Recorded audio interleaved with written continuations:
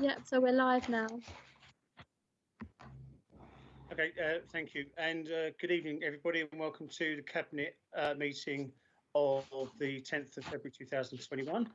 And as usual, due to government guidance on social distancing, members of the press and public will not be able to attend this meeting, neither will members, and the meeting will be available to watch live at www.thurrock.gov.uk/webcast. As every member is remote, it will be as usual. If any member wishes to speak, please raise your hand. I'll deal with those requests in order. There will be Councillor Redsall in a role as chair of Overview Scrutiny will be attending, I hope, this evening. And I understand from Councillor Fraser Massey, he thought he was due to give an update on the Lower Thames crossing tonight, but that's actually now been put forward to March. I'd like to thank him for contacting me earlier in a bit of a panic to find out why he hadn't been contacted.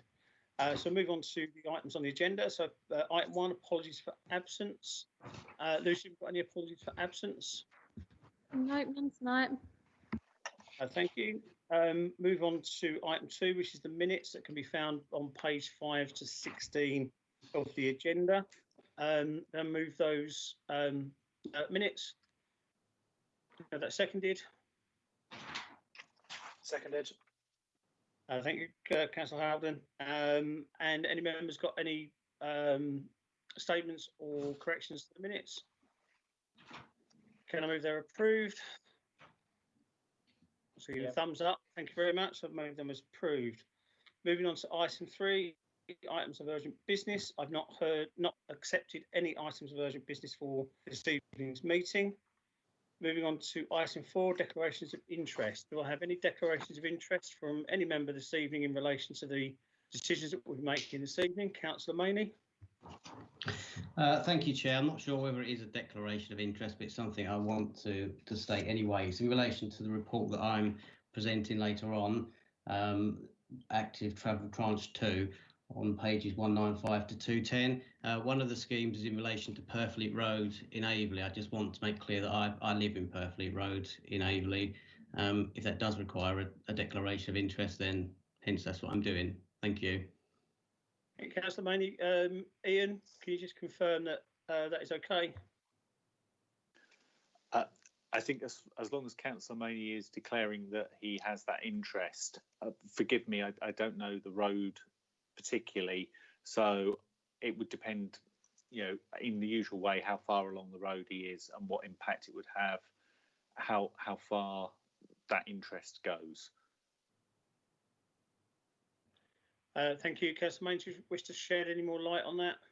Well, that's why really I've stopped short of declaring an interest, because obviously we don't know what the scheme would look like. There's no drawings at the moment. There's no detail. It is just an idea. So I can't say whether it would impact me or affect me or benefit me in any way. But I do need to state publicly that a scheme does relate to a road that I live in. Okay. Thank you, Councillor Maney. Councillor Hoolin. Thank you, Leader. Same thing really as Councillor Maney. I live in Branksome Avenue, and that's mentioned as one of the potential schemes that you may be discussing on page 197. And again, I assume because we don't have any specific plans, we don't know how far or how much that would affect you, whether it be positive or negative, accordingly. So, Ian, if we can mark those down as such, and thank members for declaring that. Moving on to item 5, which is my statement. So apologies, I'm operating from one screen this evening rather than 2.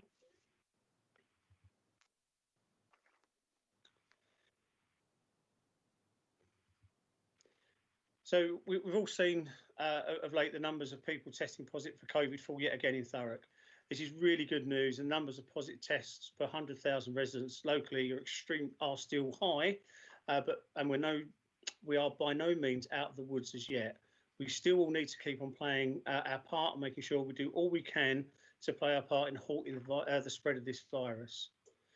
We know now that the action we've taken throughout this lockdown has had a positive impact on the infection rate, And through our combined actions have protected local NHS services and made sure that life-saving medical care was available to those who needed it when they needed it. Just last week, the major incident for Essex was lifted, and we can now be reassured that healthcare services in Thurrock and throughout wider Essex are not under the same immense pressure they were just a few weeks ago. However, it's important that we continue to stay at home and only go out if absolutely necessary. And if we have to go out for essential shopping or exercise, we must follow hands, face, space advice at all times. This advice continues to apply to all those who have received their first or indeed their second vaccination. The measures we have taken so far are working and will continue to work as long as we all not only obey the rules, but to follow the spirit of the rules. Nipping out and bumping into a friend and having a chat or takeaway coffee or whatever other loophole some people may think is okay only adds to the infection rate and not only puts those people at risk, but also puts their friends and family at risk as well. Not only that, it delays the country being able to move out of this lockdown. So we all need to continue to play our part, keep ourselves and others safe, and get this country back to normal as soon as we possibly can. I will, of course, update at the end of this announcement the COVID stats. Moving on to vaccinations, we're seeing more good news locally about the rollout of vaccinations.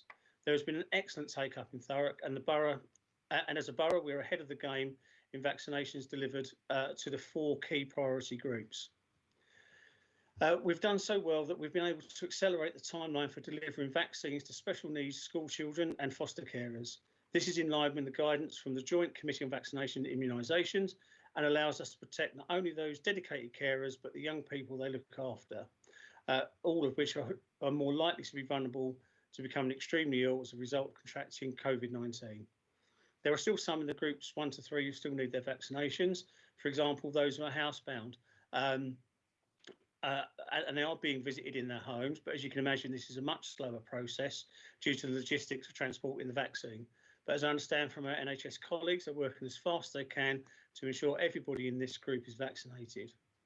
I would also urge anyone in the groups 1 to 3, i.e. those that are over 75, that they should contact their GP surgery to check how to book an appointment for a vaccine should they have not received that call as yet.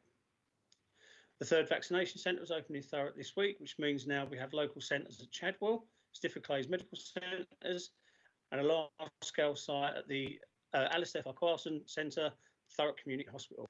Indeed, today I got myself vaccinated at the Chadwell Centre, as I'm in the group 4 as a clinically extremely vulnerable person.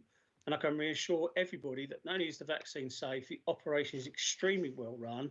And I'd like to thank all the staff and volunteers, not only those at the Chadwell Centre I met today, but those who are working on all the vaccination centres, especially those that are out in the cold, directing residents towards the vaccine centre. I do recommend that absolutely everybody receives who receives the invite takes up the offer and gets the protection that vaccine offers as soon as possible. Remember, this process is managed by the NHS. All vaccines are free and they will never ask for payment or bank details. Look out for your invitation from the NHS, but also make sure that you stay alert for possible scammers trying to use the excellent work being done to vaccinate the nation to rip people off. Unfortunately, there are unscrupulous people out there. There is a new NHS website with information on the local vaccination programme, and that can be found at essexcovidvaccine.nhs.uk. And as I say, the staff at the centre are absolutely fantastic. They're really good to not only me, but everybody that was there whilst I was. Moving to things away from COVID temporarily, Thames Freeport. Thurrock Council is fully backing the Thames Freeport bid by DP World and Forth Ports in partnership with Fords and the Thames Enterprise Park. This was submitted to government on Friday last week. If successful, it could create more than 20,000 direct jobs and attract billions of pounds in private sector investment over the next 25 years. It could unlock new opportunities, increasing access to training, not only for those who are entering the workforce, but also those in later life who want or need to retrain, creating opportunity after opportunity for generations to come to work local, earn local and spend more local as they get much better paid positions. Thurrock is the port's capital of the United Kingdom, and a Thames free port would bring countless benefits to residents and businesses as a result of long-term transformational change, not only for our borough, but for the surrounding areas. As we know, recently we've seen persistent rain in the coldest January for a decade, which has meant surface water levels have been high.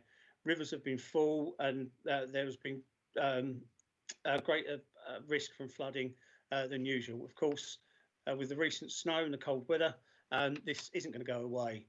It's worth remembering that the owners of private properties are responsible for protecting their own properties and managing issues from flooding on their land. Communal flood and drainage infrastructures or more modern development is often maintained by the management companies or other organisations. The Environment Agency are responsible for managing waterways, floodplains and flood defences on main rivers. Flooding from those can be reported through their instant hotline on 0800 807060. But, of course, we do also have a responsibility. Block gullies and other highways flooding issues can be reported to the highways team through the reporting system on our website. I would also recommend that anyone concerned about flooding register for the Environment Agency's flood warning email service so they can be better prepared to take action if required. And I have to say, our officers have been doing a sterling amount of work to try and reduce the impact of flooding, and indeed contact private landowners to ensure that their ditches are clear to allow the water to flow away more freely. But of course, we've got to remember, with so much water falling, it's going to have to stay somewhere for a while. So please do sign up for the Environment Agency's flood warning to help you be better prepared should there be any more flooding in the coming weeks and months. Moving on to the government funding, throughout this pandemic, Thurrock Council has received more than 121 million in government funding to support local residents and businesses. This funding has been vital for the work which has gone on to tackle locally tackle the pandemic. Thurrock Council has helped to make sure that local businesses have received more than £30 million in various business support grants, as well as millions more in business rates relief. Since the 2nd of December, we've provided over £6.7 million in support to 848 businesses operating in Thurrock. Of that, £2.4 million relates to discretionary funds for 559 businesses, which means we've helped 375 businesses who would have otherwise fallen through the gaps in national funding, and provided further 184 businesses in the hospitality and leisure sector with top-up grants. Again, this has been an excellent effort by council officers to make sure our local businesses get the funding where they're owed as quickly as possible and as easily as possible through this turbulent economic time. Work is still ongoing and regular payments are still being distributed amongst businesses which cannot open as usual under the current restrictions. I'd equally like to add, within that 121 million, the council has received just over £14 million for help in supplying the services, extra services it's supplied for residents during the COVID pandemic. This has been, again, excellently administered and well spent, and assured we've been able to do as much as we possibly can to support residents. And finally, as said, these are the COVID figures for the week ending the 4th of February. Those under 18, 47. This is a total of positive tests, sorry. Under 18 is 47. The previous 7 days was 78. The 18 to 49-year-old bracket, there was 203. That's down from 325. 50 to 59, 58 positive tests, previously 89. 60 to 69, 17 tests, previously 38. Over 70s, it was 30. Previously, the previous week, it was 475. So a total of 355 positive tests, compared with the previous weeks of 575. Total number of tests carried out in the previous 7 days was slightly down, 5,493 compared with 6,513 the week before. The good news really is the 7-day positive test rate per 100,000 is now 201.9, down from 329.8 previous week. And we are now ranked 86th out of the 149 local authority rankings, and that's down, which is a good thing, from 42nd the previous week. So as I said, we are tackling this, we are doing well, but we are not out of the woods yet, and we still need to keep up the difficult and hard task of only going out for essential journeys and practicing hands-face space at all times. So from that, I'm going to move on to item 6, which is briefings on policy, budget and other issues. Have any members got any briefings on policy, budget or other issues, or indeed comments from my statement? Councillor Coxall. Yeah, just to mention, you just 2 weeks ago, I did mention at full council that the Towns Fund bid for Tilbury is going in. It has now gone in, so it's a great news that we're now waiting for the answers later in the year for the £25 million or just over that we've asked for. Just to refresh everyone's mind, that we're trying to deliver a new youth facility in the middle of the Tilbury. We're trying to deliver a brand new jetty so we get river travel and transport working properly, and a better crossings over to Kent. There's another project. We're refurbishing and redoing the entrance in the hub area around the train station, and we're bringing back to life the new car park and a new bridge and a new entranceway into the Tilbury Fort. So we've got better access for the community to use it, because what we found during it that there was quite a few people visiting the fort, but they weren't from Tilbury or area, and we were forgetting about some major item there. We will then deliver a brand new beach into Tilbury, so that the bring back, rejuvenate the beach that's been for many years has been a proper beach. So finally, we don't have to go to Southend or Canvey Island to have a lively golden beach. We'll have a golden beach in Tilbury. The Grays one will be slightly delayed. It'll go in later this year, but it's very, very similar to that. And I'll report back, but hopefully next month with great news that Grays bid is in as well. So hopefully, and all this has to be completed, because again, we've got to complete this by the end of 2025. The money must be spent. So by 2023, 2024, we should see huge amounts of money rejuvenating and delivering post-Brexit Great Tilbury. And on top of, if we get the successful, like you mentioned, Leader, the free port, that will make I would call that transformational to the town of Tilbury, and make it a place to live. And it would be fantastic to enjoy Tilbury. For too long, we need to give it some love, and we're going to deliver some love there for us. Thank you, Councillor Coxall. And it really truly is transformational. And as I said before, I believe at full council, the submission that was put in, certainly with the youth provision, 83% of those that who returned their surveys said this is exactly what they feel that Tilbury needs. So this isn't a group of people sitting in isolation. This is the community taking part and saying what they feel is right for Tilbury. And obviously those much bigger plans, indeed some of these plans have been bubbling up for decades. And it's really good that this government's investing in Tilbury and in Thurrock to make this happen. So I'd like to thank everybody on the Tilbury Town Board, and indeed those on the Grays Town Board, and look forward to their submission as well. Councillor Watkins. Thank you very much, Leader. I'll be very quick. Just quickly, you mentioned that obviously has been icy conditions, which we're all aware of this week, which has obviously caused issues to the waste service. So first, I'd just like to apologise to all the residents who have obviously received disruption to their waste service this week. It is unfortunate, but obviously we have to take the staff safety as the main priority. I can obviously confirm, as per the social media releases, which hopefully residents may have seen, but the Environment Department are redeployed across the entirety of the council, and will help out across many different areas, and as well as part of their snow duties, as we call it. We are aiming to get the collections back up and running as quick as we can do. We do morning inspections first thing before the crews do go out, just to make sure that the conditions are suitable for them.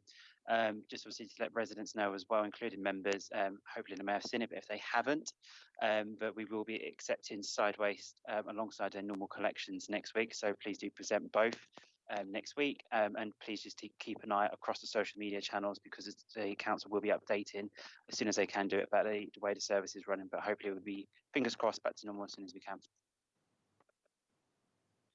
Thank you, Councillor Watkins. Indeed, I spoke to the press team earlier today, who assured me that it will be, I think, 5:30, 6 o'clock tomorrow morning that they'll receive the next update in relation to the state of the roads.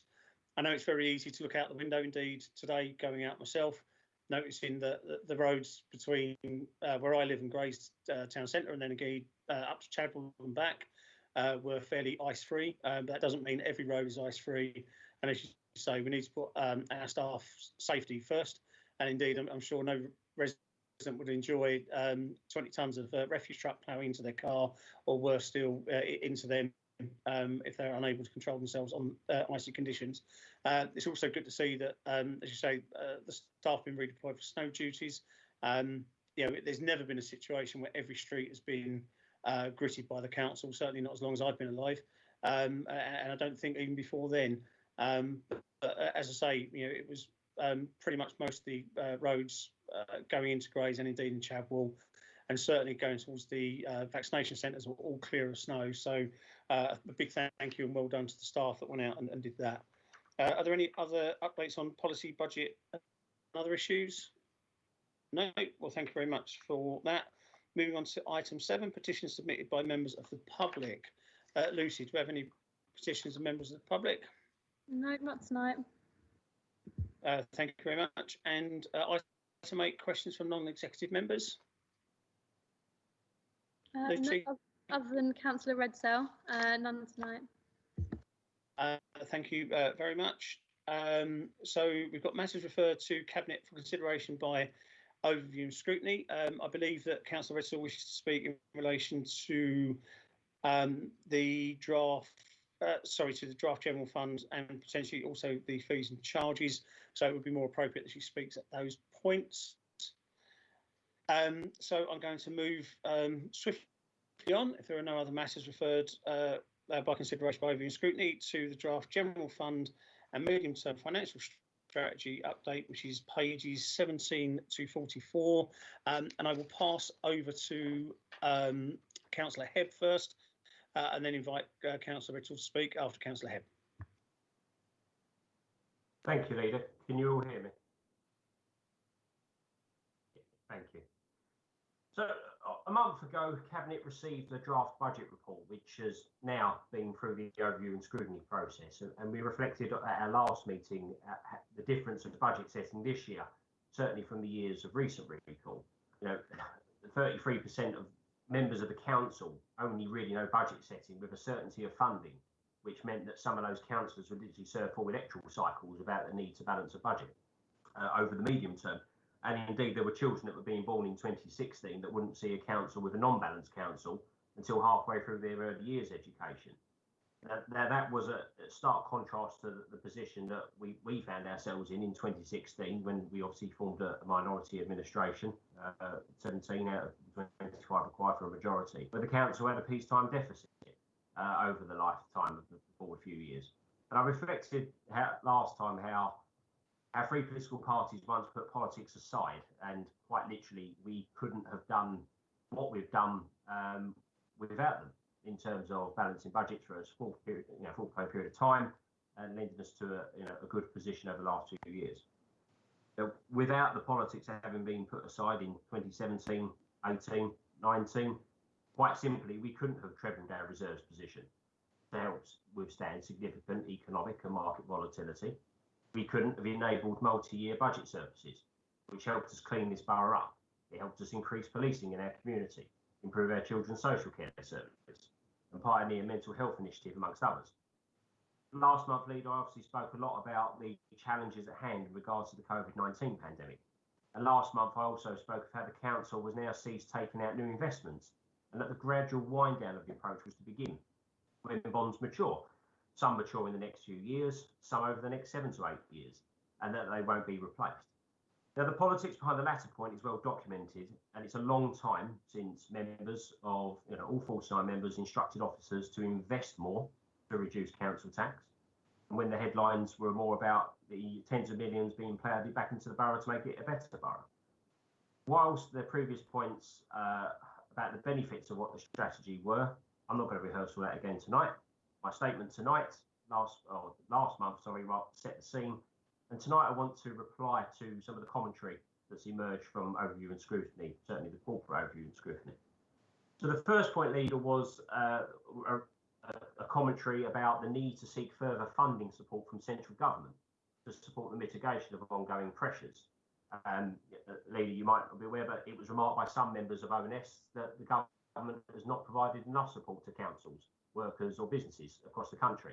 You yourself articulated at the start of the meeting, about 14 million worth of support since the start of the pandemic. Businesses in our borough have been paid through the council, but by a Conservative government, over nearly 30 million to support businesses and wealth creators survive the crisis and thus help people remain in work for as long as possible. That's not even considering the job retention scheme, which saw 10 million people furloughed and not made redundant. There have been discretionary schemes that you talked about, Leader, and there have also been the £150 credits applied to receivers of local council tax scheme. The government has supported working people, wealth creating employers and public bodies in ways that even the strongest critics of a Conservative government must surely recognise. There is also a point to be made about financial standing. Local authorities have been submitting monthly returns to the Department or the Ministry of Housing, Communities, Local Government, I'm showing my age there, since early on into the pandemic, when we built up our reserves, firstly increasing them from the inherited 8 million up by 40%, and now eventually up to the treble levels of 2016. That was done for a reason, to be used in the event of a rainy day. So when the first comment from ONS, I believe, neglects to reveal or even recognise, is that government money is taxpayers' money. Governments of any colour cannot constantly stimulate economies or public bodies which have savings for a rainy day using different money, which will one day still have to be paid back by the taxpayer. But to satisfy those on ONS who have harped on about a lack of government support, I can assure members its officers have continued to present the case for support. The government has absolutely provided support. Not to mention, Leader, I know you have regular conversations with the LGA. I've had conversations with my own peer group when we activated common lobbying in the summer of last year, as well as the need to raise accounting treatment ideas with the government through representative bodies such as the IRRV. The second point, Leader, was the concern over the council tax rises over a 3-year period of the MTFS. Thurrock hasn't increased tax by 31% like London Mayor next to us has done since 2016, and nor is it proposing to increase his taxes by 10% like the same mayor. And this is where it gets interesting. What opposition members who crow quickly forgot last year, when there were feigns of lack of engagement over significant policies which yielded a cleaner, safer borough, was that they forgot that they instructed officers to increase investments to reduce council tax levels just 18 months before that moment. Any opposition member who forgot that should do well to remember that political opportunism damages officers' ability to deliver on a very simple instruction required of them. And as such, probably ought not throw stones in glass houses, especially when the credit for such policies was also claimed by our opposition councillors in plain view for all to see. But turning to this year, Leader, 70% of our borough will see, or we are proposing to see, an uplift of 99 pence per week in council tax in adult social care precepts. For the highest 30% of bands, that equates to about £2 per week. And most, if not all, of that increase, I think it's about 67 pence, will be used to support funding our social care services that we know need that vital injection of support to deliver the services needed in a world hit hard by a 1 in 100-year event. There have been social care pressures in the market which need depressurising, and it has led to vulnerability and fragility in the system. Now, having come from a household where £1 more was a large burden, I would gain stress that help and support is available. The Leader has talked about it in Cabinet, I've talked about it in Cabinet, my colleagues have also talked about it. We are pausing the consultation on LCTS and adding another £0.7 million, taking the total local council tax scheme total next year up to £8.5 million. The next point that was raised, Leader, was the importance of considering wider opportunities to expand commercial income generation within the revised regulations over borrowing recently implemented by central government. We currently earn circa £8 million of fees and charges income, and so even if, which I hasten to add, we are not, even if we were to uplift fees by 10%, that closes the gap by a mere £0.8 cake. But the point is a sound one, and one that we will reassess and reanimate on. Sharing resource with other public bodies, recognising whilst the council might be a spiritual leading public service, that physically the voluntary sector or the private sector may be better provided, or create economies and provide better outcomes for the people to whom we serve. The next point was that ONS believe that we need to accelerate new ways of working to support further cost savings. Now, a sceptical mind or interpretation may have perceived the comments at ONS as encouraging hard and fast cuts. Cabinet clearly don't need overview and scrutiny's instruction to accelerate spending reform, required to accommodate a speedy reduction of spending power, caused largely by a cessation of an approach which I'm not going to keep going over. But Cabinet does acknowledge that ONS acknowledges that service reform is required and that an accelerated timetable is needed. That service reviews must accelerate, that has to be. And as was made clear at overview and scrutiny, people can talk about Plan A's, talk about Plan B's, but back in 2016, when there was only one situation to handle, either cut tens of millions of permanent annual spending from the council's budgets instantly in 2016 and inflict deep, damaging cuts to services, which would take years to put right, or embark on another way to give us more time to reform at a slower, more considered pace. That way is no longer an option. And so we are back to the deficit over the few years. We need to tackle, now not as slow as we had planned, but on an accelerated footing. It may not have been ONS's intention to highlight that point, but the fact that ONS recognise the journey that we have to undertake is welcome and helps. So moving on to the capital programme leader, the council has, I think myself and Councillor Cockshaw have said this before, we have re-evaluated some projects, removed or deferred up to £19 million worth of projects. It was intended to do over the next few years, and we've done that at the end of last year. We've always said that while residents are asking are there projects that we were going to do this year or next that we're simply going to have to do another day, we will have to too, and so we have. And equally, the council still wants to support the infrastructure objective of the national government, to create infrastructure to support communities to thrive alongside each other and provide places to live where every resident is able to live, work and play. That is why we have directed £1 million into the Stage 3 local plan development, and why Thurrock is working to support, or has worked to support and get in that hopefully a successful bid for the Freeport to become one of the next of the 10 Freeports that are coming, which, as I think it was yourself, Lee, and I think Councillor Cockshaw remarked on it, if successful, we'll see unprecedented infrastructure coming into our borough, jobs for life, and an increased business rates collection, which will help us to fund and develop services and infrastructure in our area. The major projects that are included within the current programme are the widening of the A13, Purfleet regeneration agenda, the A13 slip-bound slip road, civic offices development, the Grays Town Centre and underpass scheme, the Stamford and Hope interchange, various HRA schemes, and of course highways infrastructure. So Leader, the challenge ahead is hard, but circa 30 million deficits and numbers around that are not new news to this council. We've been here before.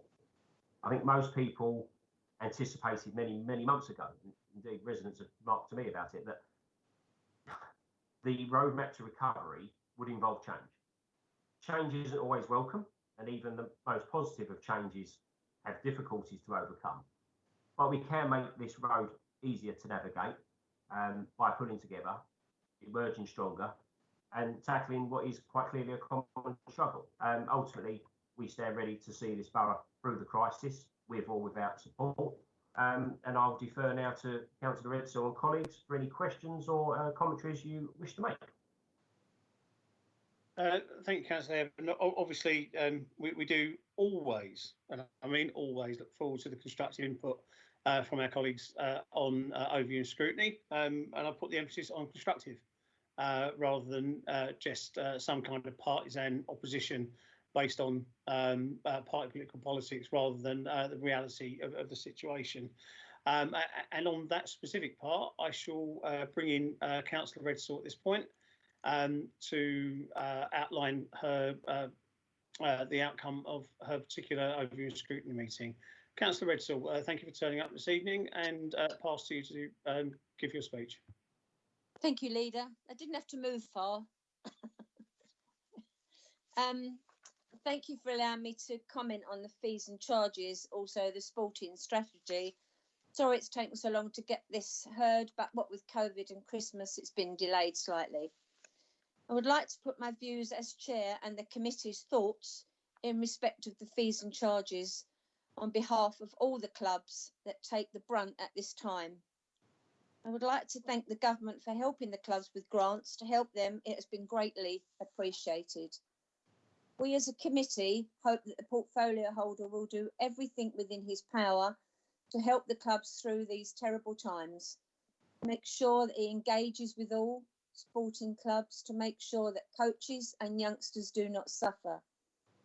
Coaches are needed because without them, the sport would not go forward. So we need to support everyone that we can. Without sport, our youngsters will be left and lost. We need to maintain our obligation to give everyone some sort of exercise. Sport is needed more than ever now when we get out of this pandemic. We have so many who give their time and energy for everyone to achieve their goal. To lose these people would be a travesty for sport, so we need to look after them. We need to make the changes fair to all. Bring the changes into line across the board, otherwise many clubs will fail. There are so many out there giving their time and energy free. Without them, sport would be probably lost for good. The sporting strategy has to work this time, not just words on a piece of paper, but action. We need this to work to be available to help our youngsters and all residents, young and older. Please, as the portfolio, a lot falls on your shoulders, but I am sure that if you keep the dialogue open with all sport, everybody will come together. Communication is key. Thank you, Leader. Thank you, Councillor Redsall. And apologies for bringing you in a little bit early. Sorry, I was led to believe that you were actually speaking in relation to the draft general fund, as well as later on the fees and charges. No. But thank you for your input. It's probably a misunderstanding at my end. Okay. And obviously we'll consider that as we move on to item 12 after we've done obviously item 10 and then item 11. So you. please feel free to stay around. So should we wish to ask you any questions, which is obviously one of those privileges of being chair of overview and scrutiny when it comes to being at cabinet. So I'm going to move back to the item 10, which is the draft general fund budget. Has any members got any questions or statements for Councillor Hebb?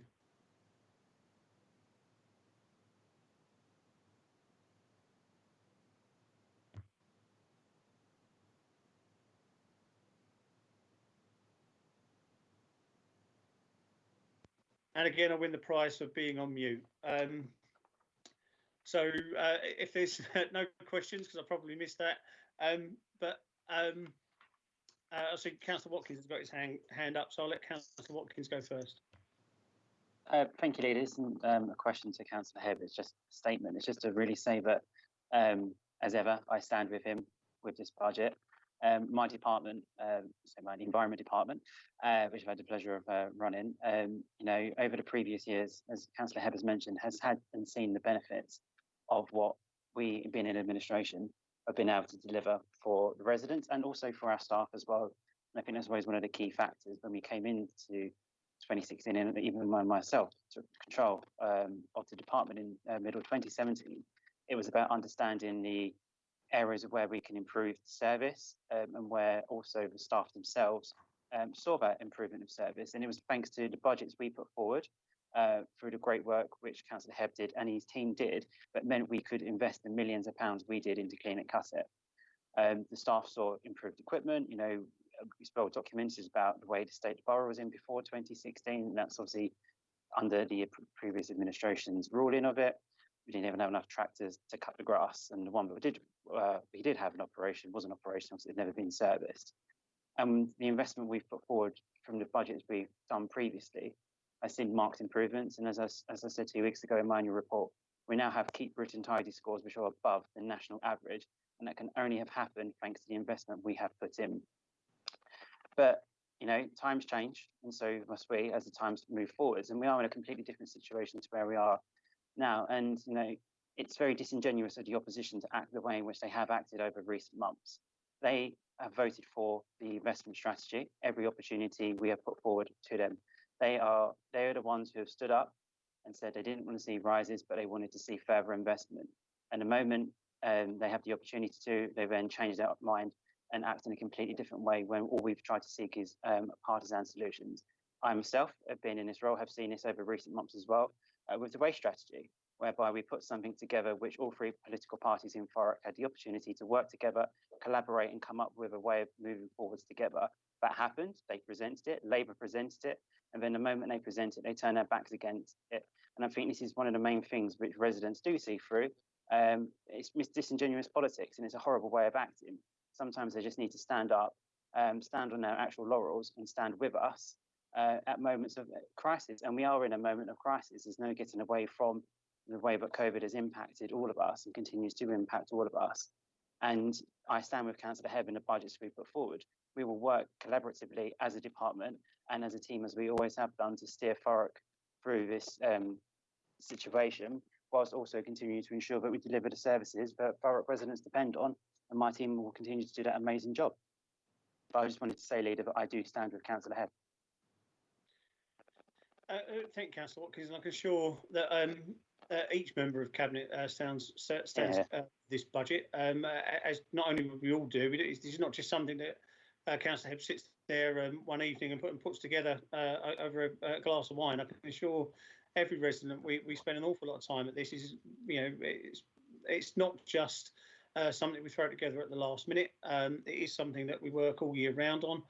This year, probably the most difficult year to do so, and to give everybody who's watching an idea about this. I mean, Councillor Hebb was again up for an award earlier this year in relation to in his role as Cabinet Member for Finance, and it was felt that at the LGIU Awards that not just Councillor Hebb, but indeed every single Cabinet Member with responsibility for finance deserved an award this year for delivering local government budgets against probably the harshest time ever for local government since probably the 1972 reforms.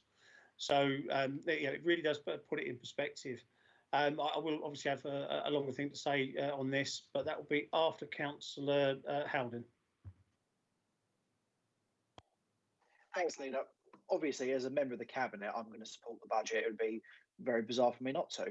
But for a second, let's just consider what would have happened if the previous Labour administration had taken the borough into this crisis. Would they be doing things like the Towns Fund for Tilbury and Grays? Would they be doing free ports? No, they did the Graph of Doom. They just sat up there every month and explained to the borough why it had no choice but to go to rack and ruin. They wouldn't have been doing the Towns Fund. They only built the reserves up to 8 million, and they left us with a £30 million black hole. Well, if it's still been them, their reserves would be about half gone over the lifetime of this MTFS, and that £30 million black hole that they had, well, COVID would have added 20 million to it. So I'm not quite sure what position they would have left the borough in if they had been in control going into this crisis. And in terms of the general state of the borough, I remember at the time Councillor Tolson having to stand up in her first full council when we announced Clean It, Cut It, Fill It in 2016. I think it was actually Councillor Hoolin who came up with the phrase Clean It, Cut It, Fill It. And Pauline had to stand up there and explain, well, I'm sorry, Councillor Rice, you have left me with so few staff, so few environment vehicles, so few pieces of equipment to actually pick up the litter. I'm virtually having to go out to Tesco's with officers and buy stuff with them. Can you imagine the state of the borough if that shower was still in charge? I mean, good grief. It really is frightening. And let's just think about Tilbury for a second. Labour domination of Tilbury for years and years and years. You go to Tilbury and you talk to people there, and they are just simply not confident they've ever been given real love from Thurrock Council. This administration has helped rebuild part of what was the Manor School. This administration prioritised an IMC for Tilbury. This administration is doing a Towns Board. Conservative councillors, Conservative budgets have done more in Labour heartland wards than the Labour Party ever have. This is a budget that is genuinely for the entire borough.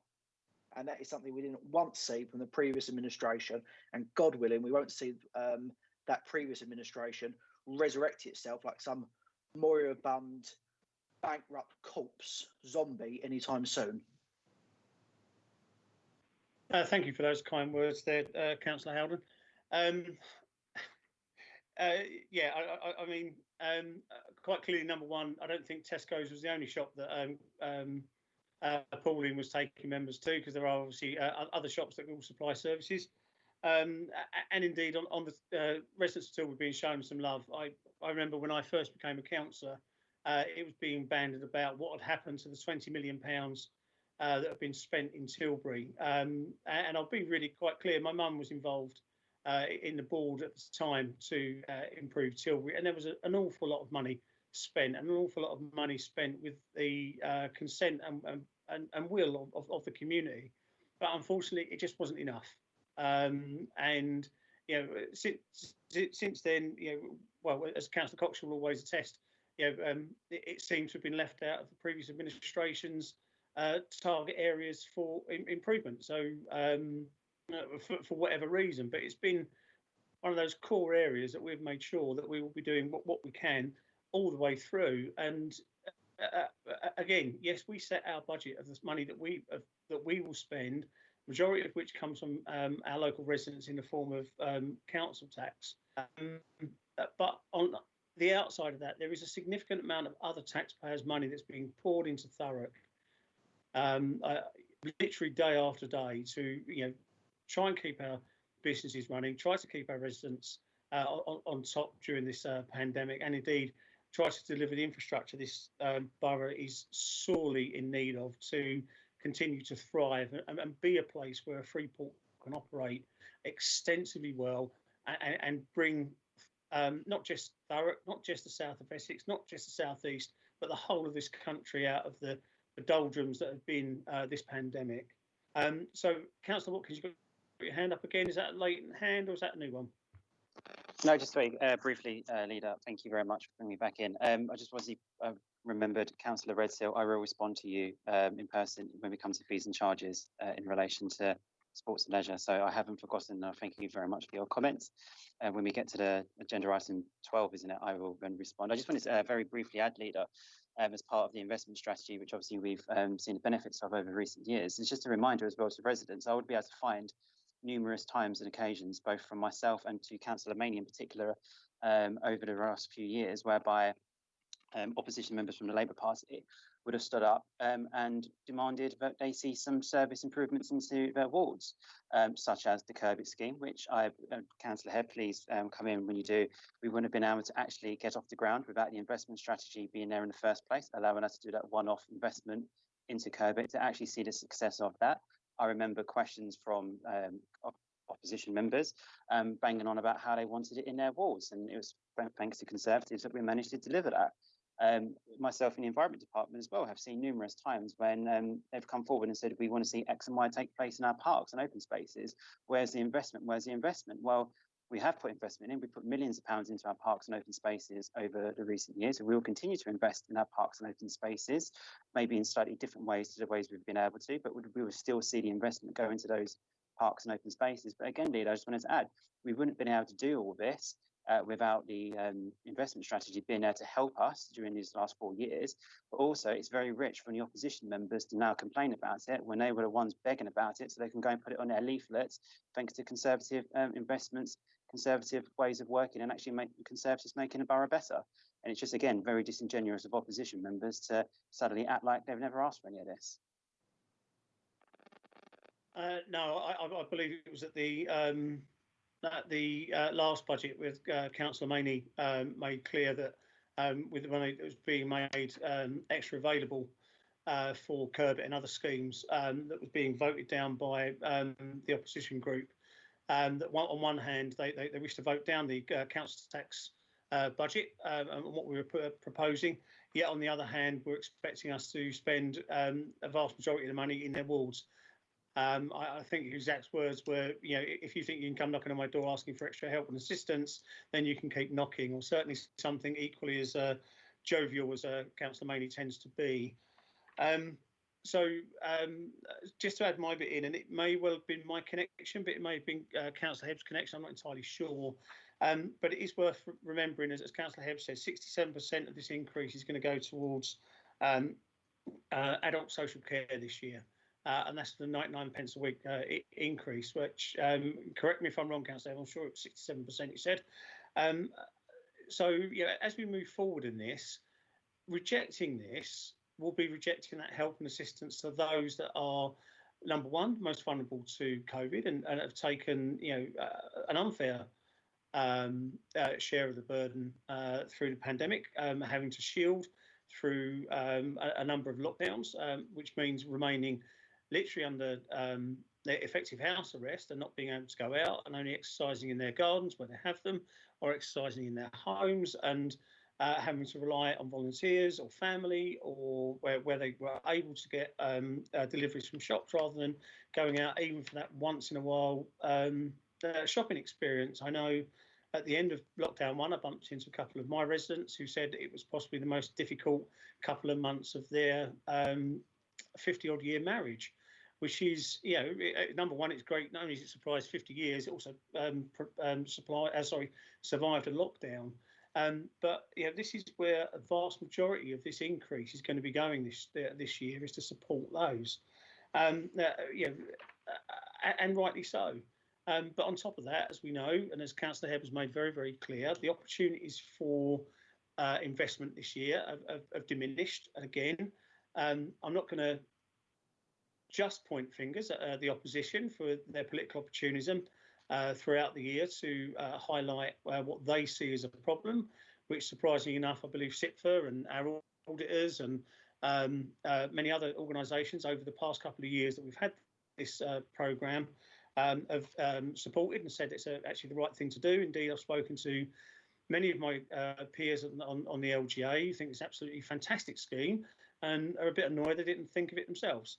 But of course, equally, we've got every single local authority being affected by the pandemic.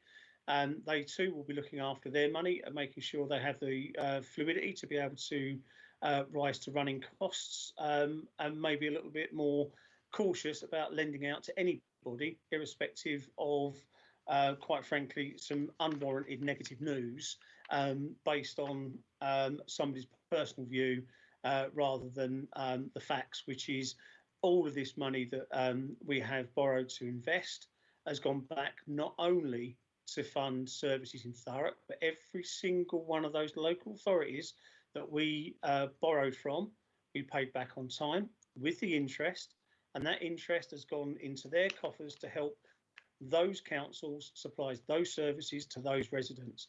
So don't feel that our investment strategy just helped those residents in Thurrock.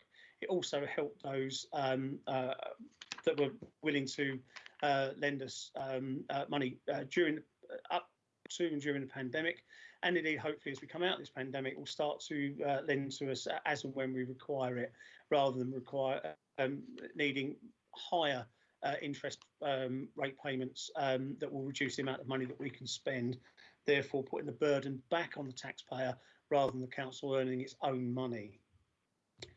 So with that, we have a number of recommendations on page 18, and they are 1.1 through to 1.6. I have no intention of reading them all, as we can all see them. Are they all supported? Are they agreed? Agreed. I'm seeing nobody in objection, so we'll mark them as all agreed. So thank you for that. So we'll move on to item 11, which is page 45 to 47, which is the capital programme. And again, I'm going to pass over to Councillor Hebb. Thank you, Leader. Sorry, just a bit over my book. Right, so, Leader, this is the paper, this is the capital strategy paper, which ultimately is the mechanism at which officers are provided instruction and approvals for borrowing activity, including capital expenditure, capital financing and treasury management activity, namely investments from elected members. It was actually this paper that we took to council in 2017, in 2018 and 2019, which was voted for unanimously, and then in 2020 when the politics began last year. Last year, the council has announced a cessation to the investment approach, and this paper, in many senses, is the formal beginning of the end of the approach. An approach which provided additional financial resources to support the delivery of core services over the last 3 years, which would have otherwise had to have been cut or not funded at all. An approach which has helped our reserves position be trebled from 8 million to 24 million to help withstand the significant economic shocks that we've talked about and unfortunately come to know a lot more over the last 12 months. An approach which enabled the multi-year budget services that you were all talking about a small while ago, helped cleaning this borough up, actually paying for equipment so people could clean the borough up, putting police on the street, improving children's social care outcomes by achieving a good rating at Ofsted from the needs improvement that we inherited prior to that, pioneering mental health initiatives in schools, and amongst others.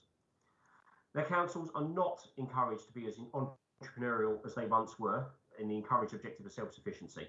And whilst our deliberate decision not to enter the property market has led to us withstanding some significant shocks arising directly and indirectly from the pandemic, the mood music around councils being entrepreneurial in the pursuit of self-sufficiency is just not the same now.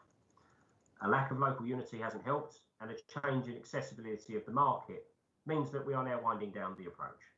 As I've reported back to members before, by not undertaking new investment activity and not budgeting for replacing current investment activity when existing bonds mature over the next 7 to 8 years, for example, we will see a reduction of projected approved borrowing levels over the next several years. But the first part of that wind down starts now, and that is a cut the projected approved borrowing levels substantially by £350 million. Members will also recall the council voted to support the formation of a constituted committee arrangement to improve the level of oversight and monitoring around the council's investment activity. That shadow board leader, as you know, has operated since last autumn. Terms of reference are in the process of being developed and ready for a member's decision in the May 2021 at the annual general meeting. An investment strategy statement is also being developed for publication in the early municipal year, which will be published on the council's website, which will condense and present all information about what the commercial activities are into one document. It will be an easy reference point and reading for interested parties and residents. And whilst the capital strategy approach is now scheduled to account for no new investment activity and is not currently budgeting for replacement investment activity when existing bonds mature, we will seek to continue the work to continually improve the democratic oversight over the delegations we have collectively, as elected members, provided officers for several years. The strategy will continue to enable the funding of key infrastructure and regeneration capital projects, which is an absolute must in the national and local economic recovery in the post-COVID world, and a must for those who passionately believe that Thurrock's better days still lie ahead, and that there are even more ways to help make more people in this borough be proud to call this borough the place where they live, work and play. This paper has been passed through corporate overview and scrutiny. It's been made available to the Shadow Investment Committee. Neither there are no emerging recommendations, contrary to what officers presented back at the corporate overview and scrutiny committee. So that I'll close my briefing and open up to the floor. Thank you, Councillor Howden. And before bringing Councillor Howden, I've got absolutely no intention of repeating pretty much what I've said just now, as there is that direct tie-in between the budget that we set and indeed the capital investment strategy which we use to help support said budget. So I'm going to move to Councillor Howden. Thanks, Leader. I just wanted to say that we need to be honest with the people of Thurrock, and while we are able, this Conservative administration, to pay down a massive sum of £350 million of debt, we're able to wipe that out. Unfortunately, we are not able to wipe out the hundreds of millions of pounds of LOBO debt one of the last Labour administrations left us with. That is hardcore structural long-term debt that is incredibly difficult to pay down. So we are taking steps this evening to pay down £1/3 of £1 billion of debt, and we're very proud of that. Unfortunately, some of the debt that previous Labour councils took out is incredibly difficult to get rid of, and that's going to be a longer-term issue. Perhaps underscoring again why you shouldn't let Labour anywhere near some of these decisions. You're absolutely quite right, Councillor Howard. Councillor Coxhill, you lit up and then come back. Yep. So, Councillor Coxhill. Yeah, I'd like to ask the cabinet member, because I know when we first administration we were looking at for refinancing, and it was very important to us. Could he reiterate how much? Am I right that that's £500 million nearly? It was hardcore debt that we inherited from before 2004. The figure, the hard carryover figure, was sort of circa 280, 300 million. A lot of that is due to historical capital borrowing requirements that include in LOBO debt that was taken before. And the problem with LOBO debt, Councillor Coxhill, and it's a conversation we've had a number of times in the department, can we refinance? You know, refinancing in local government is an activity that happens every day as part of Treasury management. You do it for, you know, we saw it with the HRA stuff earlier on in the last decade. With LOBOs, it don't matter how many times you look at it and try and find a product which is more favourable in terms of an interest rate which is better and redeems the borrowing quicker, you just can't find it because they are almost irredeemable. So the challenge with things like LOBOs is that there are nooses around our necks that we have to work through and hope to get to a point where we can pay that back at some point. But to talk about the difference between interest receivable and interest accrued, obviously the council has borrowed as per the indicators in this document. They don't always mean that we will go up to that amount. That's why some of the commentary last year was totally ridiculous. But we are going to cut the projected borrowing by 350 million. And you can see the graph, if I can just find the right page, Councillor Coxhill. Have a look at the graph. In my report, you'll see, I've lost the page entirely now. The graph on page 48 shows the difference between interest payable and interest receivable. So you can see the marked difference between what has been receivable to this authority and ergo the residents of this borough. That is something which, if you scroll back to my previous report, you'll see a graph with a red line, which ONS talks about quite a lot, about the gap between spending power and spending power requirement. That gap has now become a lot bigger because of what we have to do. So there's work to be done, as we've said. I hope that answers. Thank you, both Councillor Coxhill and Councillor Hebb. Any other member want to come in before I do my last little bit before moving to the recommendations on page 46?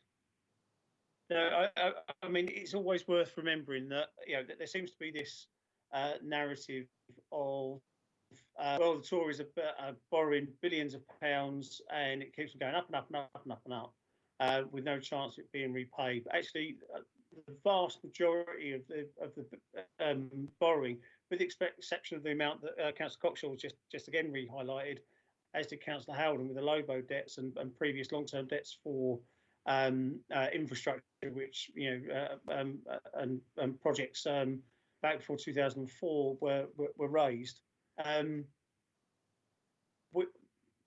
We borrow short term, so regularly we are repaying debts plus the interest to those organisations that have lent to us, and we've invested predominantly in renewable energy to have a return for our residents. So for the council to earn its own money, to spend its own money on the services that its residents want and expect, and not just the ones they expect and the ones that they pay for through their council tax and through other forms of taxation that's allocated to local government, but also for those extra services. So as outlined already, extra policing, extra mental health support, extra antisocial behaviour work, and I can sit here for quite a while and go through the entire list, but I have no intention of. because I know our residents are fully aware of what we've been able to supply. Again, we'll get back to 2016, the chief executive and I walking through Gracetown Centre, literally, ankle deep in rubbish because there was no one or nothing to be able to pick up the rubbish that was in the town centre. Grass that was up to our hips, and bearing in mind that both the chief executive and I are somewhat over 5'10", that's quite a lot of grass. So it's because of the investment strategy that we've been able to, literally most cuts we've made have been against the amount of litter on the street and the amount of grass that's been growing, stopping our residents from enjoying the parks. And just imagine, and please just imagine, if this pandemic had started before we took administration in 2016, where would our residents gone for their exercise during the first, second, and indeed this current lockdown? They wouldn't have been able to go to the parks, not necessarily going out there with machetes and pith helmets and cutting their way through like Livingston probably did in the 1800s. So, it is really good that, this strategy has been agreed year on year cross party, and there has been a little bit of banter backwards and forwards saying who started it and trying to claim credit for it until, of course, there's the opportunity to jump on a bandwagon and try and get some headline inches and suddenly, disavow it. But I'm sorry that, this is something that on the whole, everybody agreed under the two previous Labour leaders, which was done consensually and done collaboratively with them. And we've worked exceptionally well with them when they were leaders. Unfortunately, now we're in a position where we're going to have to scale back, not just because of politics, but of course, as mentioned, because of the pandemic. So, Councillor Head, do you want to come in before I do move to the recommendations as outlined? Yeah, thank you, Leader, and thanks everyone for their comments. I think I just want to underscore one thing that I find particularly disappointing. The approach that everyone signed up to, I'm not going to keep saying it because we've said it 1,000 times, that was designed for actually quite a slim set of reasons. It was a means to an end in terms of achieving, one, to deliver services above what is statutorily required of an authority like ours, of which, as a social care authority, frankly, the requirement to spend on social care is only ever growing. And the spending power is obviously not going up quite as fast as the requirement to fund other services. The most important reason was for the headspace that the strategy allowed us to have to make considerate and considered reforms to public services. Now, we have had some of the benefits of that, Leader. We have been able to do things, say, with children's centres. There have been schemes that we've been able to, or services that we've been able to reconfigure and reformat with an ethic of fewer buildings, better services, which have led to better outcomes. Children's centres is a classic, great example. People carped on about children's centres, about, oh, we mustn't move them. We now have up to 95% take up in less buildings. It's less payment on the public purse, but a better outreach to our residents across this borough. We had more time to do that with this approach, and now that this approach is not here as long as we had anticipated, things are going to have to go faster. We are in a place, we talked about reserves earlier, Leader, so frankly, we're in a place where we've got more time than we did have in 2016, however we look at it, whether it be through the investment income or the reserves position. We do have more time than what we would have done, but we still need to accelerate. And I just need to underscore how disappointing it is that a plan that was conceived with the best of intentions and supported shoulder to shoulder across political divides has now led to a point where we are going to have to reform services quicker than we otherwise would have had to have done before this point. Anyway, Leader, I'll leave you to summarise the recommendations. Thank you, Councillor Heaven. Of course, having that headspace, you say, to reform services has allowed us to be in the position where we are today. And it begs the question, again, had this happened, had this pandemic happened under the previous administration, or indeed, if they continued with their budget, or if we'd continued with their budget, which obviously we would never have done, in 2016, would we have been able to cope in the way that we've coped? And now we're in a position where we are going to have to bring forward service reviews at a time when our staff have been pulling out every stop, every single day, not just Monday to Friday, but every single day for since lockdown began, and indeed some beforehand, to make sure that the most vulnerable are supported, and we get the job done, and we do everything we can to see our residents through the pandemic. So I'm going to move on to the recommendations on page 46. 1.1 to 1.4. Again, I've got no intention to read them as time is marching on somewhat faster than I had hoped. So are there any objections to those? And if there are no objections, I should take them as agreed. Any objections? I see no objections. In that case, I put them as agreed. We will now move on to fees and charges, which is at page 75. And just for a change, Councillor Hebb. It happens every year, Luke, doesn't it? Fees and charges. So the council operates a number of services where a fee or charge is required from a resident or a business requiring use of that service. The fees and charges strategy and charging schedule, they form a smaller component of the council's spending power. The paper articulates the charges of which each service will be proposed to cost, pending approval here. The strategy articulates the fees for services, whether they be statutory services or discretional services. And this report is an amalgamation of work that you have all done in your departments. Paragraph 3.3 is for me the critical paragraph in this report, Leader. It articulates the questions that are asked when we go through a fee and pricing charge review. Corporate overview and scrutiny made the point about reviewing and encouraging new commercial income opportunities. Paragraph 3.3 shows what lines of inquiry each department and their respective cabinet members make when forming the report and the proposals. There are obviously market considerations. That's always been a very key ethic for us. We've always had the ethic that we need to make sure that the services are as self-sufficient or as balanced as possible. But we are obviously no longer just comparing charges against comparable councils, but the wider market, but also notably with what COVID-19 has done for each charge service viability. And this is as much about ensuring that services are viable and breaking even as it is for providing them enough income to support, but also to grow. So services have to grow. My colleagues are probably going to talk about that a little more soon. One service in particular absolutely needs to grow for the reasons we've already said.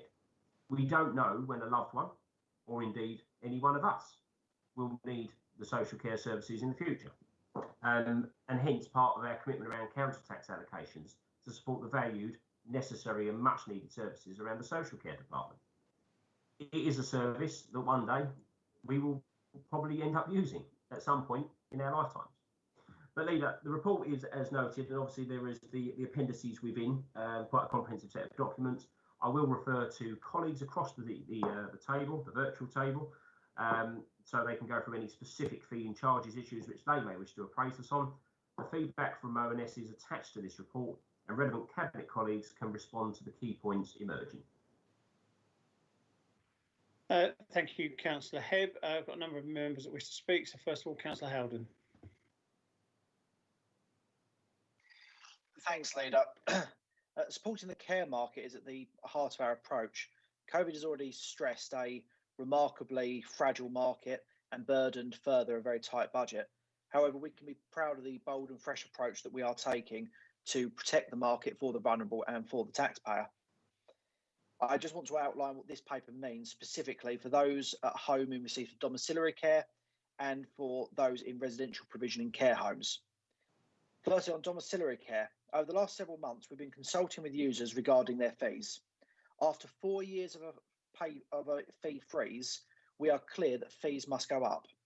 A funding gap means that the service is too reliant on income from other areas and leaves very, very little room to invest new cash with the providers of these critical key workers. Of course, we will phase in an increase to ensure that people have protection. We must also note, though, that the majority of people don't pay anything towards their care or only pay a proportion because appropriately it is means tested.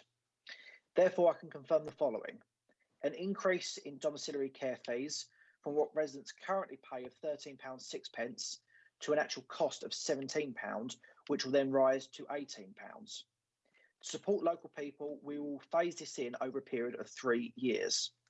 Not only does this mean a fully funded service that our residents can rely upon, it also factors in a massive and vital 5.8% pay increase to care provider agencies right away in the 2021-2022 budget. This will allow them to meet the increased cost of care and stabilise the market for staff and for residents. Turning to standard residential care, we can't increase fees to residents. That's a direct cost with no recourse to the consumers. However, with areas like Southend paying more and being oversupplied, we need to start to bridge the gap to prevent care providers seeing Thurrock as a less attractive prospect. Therefore, we will increase what we pay per standard residential bed by a huge 10% in 2021-2022 from £486 per bed to £532 per bed. That is a big boost for the market. Also, let us consider how social care will contribute to reducing the £23 million COVID budget deficit over the next 3 years of the midterm financial strategy, while still investing to support the system for our neighbours in care. In children's services, this budget gives effect to our foster care council tax cut, an average fantastic tax cut of £1,600 per Band D property. This aim will be to use it as a great recruitment tool. By investing in Thurrock fostering, we hope to recruit more local carers to reduce the £2 million we spend on independent agencies. Our target is to at least halve this over the next 3 years, generating a saving of £1 million. This is the type of innovation we need more of. In Thurrock, we are a very, very low spending authority. We are, and members are always surprised when I say this, we are the lowest spending unitary authority in the nation for adult social care. We are the third lowest of any top tier authority. There's very, very little fat to trim because of how incredibly efficient our service and our officers are. So without fat to trim, we have to innovate. At the start of the pandemic, we put £1.5 million into a social care contingency. However, with the adult social care precept giving us 3%, which equates to about £2.5 million extra in revenue funding, and with general fund reserves still predicted at 19 million at the end of this MTFS, we have a little bit more flexibility to release this contingency to fund even more prevention work. Schemes like wellbeing schemes and local area coordination have allowed us to achieve such an efficient authority. And therefore, officers are working on plans that they will bring forward to Cabinet to extend this type of work with the aim of heading off at least £2 million of demographic pressures in the revenue budget going forward. Leader, with foster carers taken out of tax, dom care investment up by almost 6%, care home investment up by almost 10%, with millions of pounds of savings aimed to protect the taxpayer and our vulnerable residents.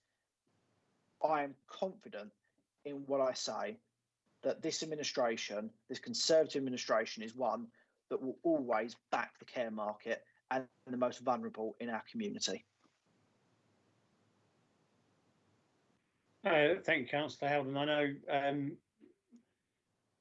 care charges have been one of those subjects that have been on the table every single year since I've been a councillor. I remember under former, when we were in administration previously, that it was a difficult task to try and get us anywhere near a break-even point where those receiving the care services were paying for the care services.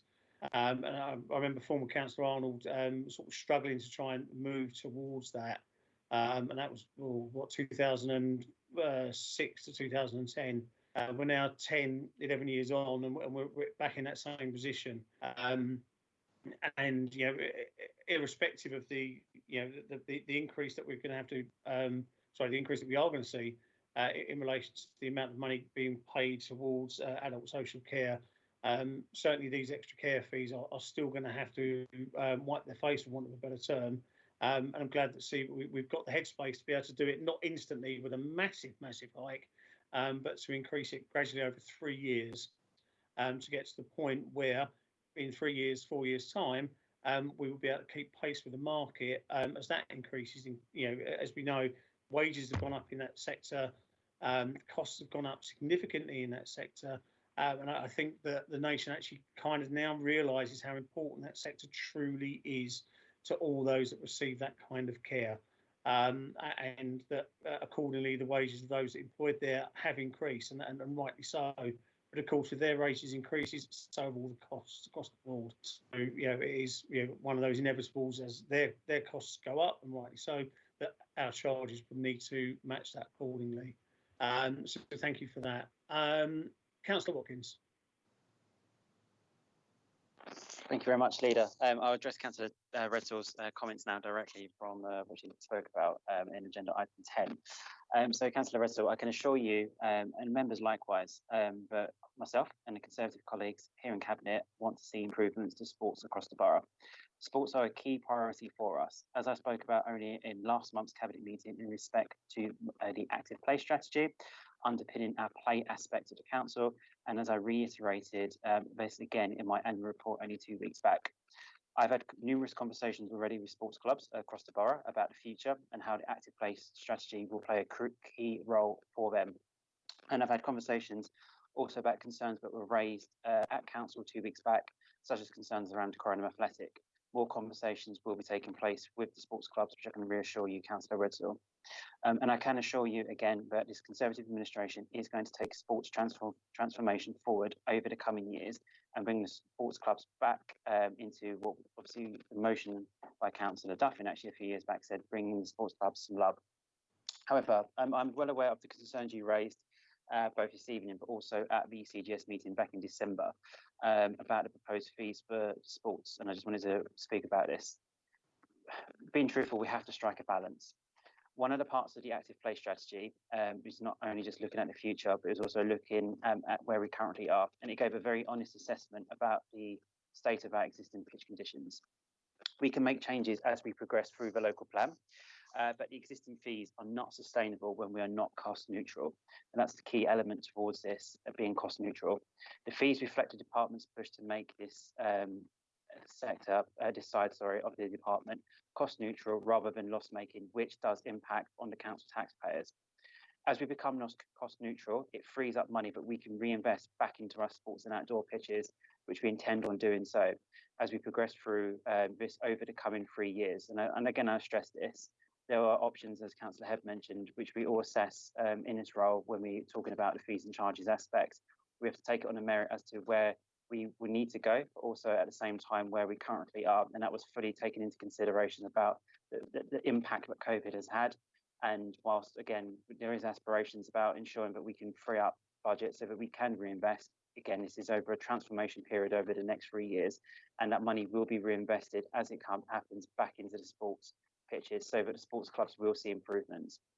I just wanted to add as well that Councillor Redsall, you're not only an advocate of this, but also a fountain of knowledge about the way that sports clubs can receive and go after external funding. Numerous sports groups have already benefited from grants money which has been received from outside bodies, including Sports England. I only last week had good news of a local bowls club, which I've been dealing with for the last 4 years, ever since I even became a councillor, but more so when I took over the portfolio, where we tried to help and improve them. And they received lottery funding last week, which is going to make a real big difference to them and actually be able to take what they do somewhere differently. And I think this is another section of the active place. It isn't necessarily always about the council doing it. It's also about the council, where it can do, helping these sports clubs to raise the money through outside bodies, assisting them with their applications, and also showing them where they can go and where those funding opportunities lies. And myself, the team, will continue to do that. And we always seek, help and guidance, like from yourself, Councillor Redsall, as you have done both as a councillor, but also through Sports Council as well. Thank you, Councillor Watkins. Before I bring Councillor Johnson in, I will give Councillor Redsall the right to reply, as it were, and I'm sure she will highlight the amount of fantastic work she does with our sports facilities and teams across the borough in helping them raise money. She really is quite a star at this. And not just money from the council, therefore from the taxpayer, but from other outside sources to help boost the sports provision in Thurrock. So, Councillor Redstall, is anything you'd like to come? Thank you, Leader. Yeah, I always raise money, so it's sort of second nature to me. But I think we shouldn't always go to the council for everything, and I haven't been to the council for anything I've done in my ward. So and Ben and I, we've sort of raised money through Friends of Blackshot. So it's all those things that we've tried to help other clubs to do, and we've got it with the Bowls Club in Blackshot. So really, they're top of their league now, and done really well. And hopefully Corringham will be the same. We just need to get other clubs on the same vein. The trouble is with clubs, they need someone to help them do it. It's not easy to fill in all these forms or to find out where to get this money from. So I think that we should be doing that, and I will do, and Aaron knows, and you know that I will do all I can. If they ask my help, I'll give it, because we need to look further afield. I know that Allsit has got money from places. They've done really, really well. So it's all those, just having someone there to give you that edge to let you get on, to that ladder of how to do it. So I thank Councillor Watkins. I hope he just keeps that dialogue open with everybody, because we need to keep our youngsters in sport, about older people as well, but we need to keep those youngsters because it gives them that discipline, and to have that sport is much better for them to focus as well. But thank you for all you're doing, Councillor Watkins. Thank you, Leader. Thank you, Councillor Redstall. And again, it's absolutely great to have a chair of overview scrutiny at one of the most important cabinet meetings of the year, and putting bringing their insight to it. Obviously, it is quite easy for us on cabinet to stand or sit and read the comments that come up from overview and scrutiny, sometimes incredulously, but quite often with interest and understand the flip side of the coin, as it were. But it's really great to have you here, and hopefully when we're all here again this time next year, that we have the remainder of the overview and scrutiny chairs in front of us. I'm now going to move on to Councillor Johnson. Councillor Johnson. Thank you, Leader. I'd just like to begin by noting the housing overview and scrutiny comments on page 115 in Appendix 3 from November 2020, which I thank them for. And as the report shows, they have been taken on board, with carbon monoxide alarms in tenants' homes now part of our process. But I feel I would also like just to say a few words around the Cabinet's decision on the fees and charges, particularly only within the housing revenue account, which were presented to Housing Overview and Scrutiny on the 19th of January. If we as a council can accept that the service charges paid by council tenants should, where possible, cover the cost of providing that service, I do believe that in the interest of fairness, we're limited to 3 options only. One would be to spread the cost over the entire council tenant base. However, as currently only 50% of council tenants face fees and charges over and above their rent, it would appear to me that spreading these charges to those who do not receive the service is not a fair option. We could go for no increase, but should the gap between the cost of providing the service continue to increase by doing nothing, then ceasing the service would remain the only option. And as many of these services assist tenants with everyday life, this also is not a fair option. So really, Leader, this leaves us with the current proposal to raise the fees as per the report and continue to attempt to cover the full cost of that provision, which I'm sure and I hope you will all agree is the fairest option. Thank you, Councillor Johnson. And obviously, as the previous portfolio holder for housing, and the one who took a significant amount of flack for introducing certain charges for services that individual residents or groups of residents receive, rather than that being spread across the whole of the housing estate, as in the whole of the borough, and all the houses and all the tenants therein. You're quite right. It really is a case of we can't drop these services, because these are services that, on the whole, residents have come to rely on, or indeed actually really truly need. Those that can be dropped obviously will be dropped. As we know, we've inherited mechanisms for locking doors and garages, and for car parks and so on, that are outdated. The parts are made by companies that no longer exist or are in the EU, and a tremendous cost to the housing revenue account to replace. So we do need to have that conversation about whether or not we continue those, and where we don't continue them, to obviously make sure that residents no longer pay for them, or where they're paying for them as part of the charges of, for instance,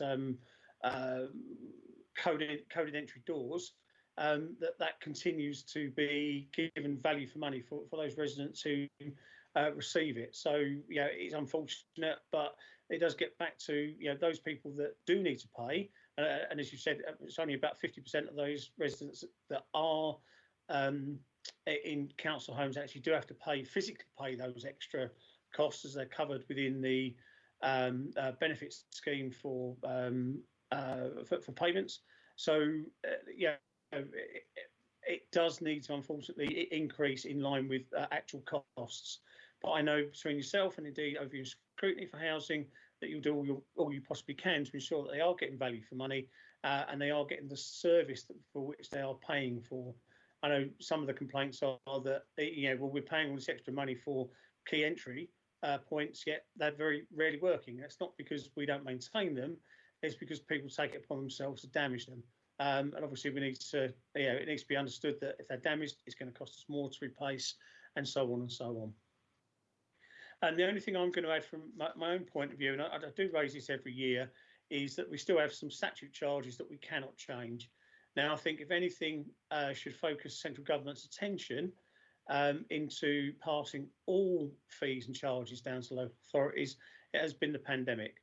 Each year we say that it should be down to local determination of local authorities to say how much they charge for certain services. So we're going from lockdown to lockdown to lockdown. There are still statute charges, and I'll use planning as an example. When we come out of the pandemic, and we'll be looking for businesses to expand and improve, they know that one of the biggest costs is going to be the planning service. Now, if that was down locally, we could determine locally as to what level of planning fees that we would charge. Not necessarily the maximum, not necessarily the minimum. Indeed, we could, just for argument's sake, arbitrarily say we're not going to charge fees and planning fees for those that are 1 to 4 bedroom housing plot developments. I'm just literally making one up on the hoof, so that's not a particular plan. But that's thank you for the grimace there, Councillor Cockshaw. It really was just for example. But it would give local authorities the ability to help promote the type of development or the type of expansion that we require to bring the country back on its feet, whether that be through licensing, whether that be through planning, whether that be through any of the other statute fees. So I have regularly been in contact with my colleagues at the LGA, and indeed the chair of the LGA, and had a very long conversation with Councillor Jameson in relation to that, a very productive conversation with Councillor Jameson in relation to that. So who knows, you might actually get local determined fees permanently for all local authorities. So with that and my general yearly whinge about not being masters of our own outcome on that, I've moved to the recommendations on page 75, 1 to 1.3. Are there any objections to them? I'm seeing no objections, so I shall take them as approved. Moving swiftly on, because I'm conscious of time, to item 13, Housing Revenue Account, Business Plan and Budget, pages 163 to 174. That will be Councillor Johnson. Thank you, Leader. The report in front of you is, for all intents and purposes, the update of the 30-year business plan to determine whether all income streams for the HRA, which are principally rents and service charges, are sufficient to finance the anticipated expenditure on housing stock, service delivery, debt management, cost and recharges. This increase provides the resources to meet the projected increase in cost demands so we can maintain the current level of service. I think that last sentence is very relevant here, and that is the proposed increase is only to maintain the current level of service, whereas we might ideally look to increase the level of service delivery. So in other words, Leader, this is a fair increase to ensure that our residents continue living in safe and secure accommodation maintained to a good standard of repair. The housing developments at Tops Club and Claudian Way have now been completed, providing essential additional council dwellings. And within this financial year, the Calcutta Road development will be constructed, resulting in the first phase of the HRA new build programme being complete. And in addition to that, the HRA should have acquired some 70 more properties through the utilisation of its retained right to buy receipts, with more properties under review, which we hope will add even further dwellings to the HRA stock very soon. The increase of 1.5% will generate additional revenue of some £462,000 and will allow the service to maintain its investment commitments into the capital programme and therefore comply with all statutory duties while still applying the findings from extensive tenant consultation by way of assisted decorating programme and improved door entry systems and the Transforming Homes programme in general. It should be noted here that had the Conservative government not included the rent reduction scheme between 2015-16 and 19-20, council tenants would be paying some 11% more rent now than they will be after the current increase. In monetary terms, the increase relates to an average of £1.35 per week, which for those tenants on lower incomes will be covered by housing benefit and universal credit. The increase will allow the council to continue with its medium-term highlighted needs, in particular fire safety and tower block and non-traditional building refurbishment, along with the general resource to maintain the safety of our stock and to continue with our carbon neutral agenda for future years. But in conclusion, Leader, it's not only an operational requirement, but also a legal requirement to set a balanced budget for the housing revenue account. And this proposal does exactly that, whilst retaining current levels of reserves and service. Thank you, Leader. Thank you, Councillor Johnson. Have any members got any questions or statements in relation to the HRA budget? I'm seeing no hands up. And it is, as always, the increase is to maintain the current service level that residents receive. Now, as we know, and as you said, this is to provide safe, secure housing for all of our tenants. And we will know and we will see on a weekly basis tenants that are living in accommodation, which quite frankly, as we know, falls short of expectations. And this is not pointing fingers at tenants. This is not pointing fingers at the council. This is not pointing fingers at previous administrations or whatever. But we have housing stock that is significantly older than I, nearly as old as yourself, if not older in some certain circumstances. I thought I'd get that in before Councillor Howden did. And there has been, year on year on year, investments into some areas and not in others. Lifestyles have changed, and again, during the pandemic, where people would have been those that have been at work, and those where the children would have been out at school, they haven't been. It's put a bigger strain on the housing fabric. So yes, we have seen the quite terrible pictures of houses with significant mould. Indeed, I can't think of a time since before being in administration, indeed up to now, we don't see probably more, at least 10 of these a year. And we do need to tackle them. And of course, we have put more money into that than ever before in this administration to try and tackle that. And quite clearly, we need to do more. And there will become a point where there will have to be the very serious conversation about increasing rental amounts that will improve the service that we provide rather than continue it ticking over. We do have plans, obviously, that will come forward through, hopefully through the next couple of years, should we remain in administration. And I think that quite clearly we do need to stay in administration to deliver these plans. 70 more new houses is great, but as we know, we need a lot more new housing for housing tenants. And we are looking at alternatives to just the normal, let's build quite expensive, difficult to build plots at a much higher grade than the minimum standard that's required for building control and planning, which is never a bad thing, but of course it does come at a cost. And we are looking at alternatives to building that way, which is absolutely fantastic, and will bring more properties into force, more properties in that will require less servicing and less repairs over perhaps the first 5 or 10 years, means that all of that rent goes back into the services, which then improves it for tenants that have been in properties for much longer and properties that need repair. So looking at the longer term, I would hope at some point all political parties sit down and think, actually, what is best for our tenants? I'm not going to say, okay, well, a person in an equivalent house to myself is paying 50% less than I am. That's just market forces rather than the local government rent schemes. But there needs to be a very serious conversation about, if we want better services for our residents, that money needs to come from somewhere. It can only come from the HRA account, which means either a massive shake-up in the services we provide and provide fewer services and put that money into repairs, or indeed charging more to ensure that we cover the actual true cost of housing repairs in Thurrock. So with that over, I'll move to page 164, and the recommendations 1.1 to 1.3. Again, are there any? Oh, sorry, Councillor Redsall, you've got your hand up. I wouldn't normally call you in. If I'm allowed to speak, Leader, all I wanted to say was that the feedback, and I've got out of my ward, but the feedback on the Chadwell site that we've just really finished is brilliant.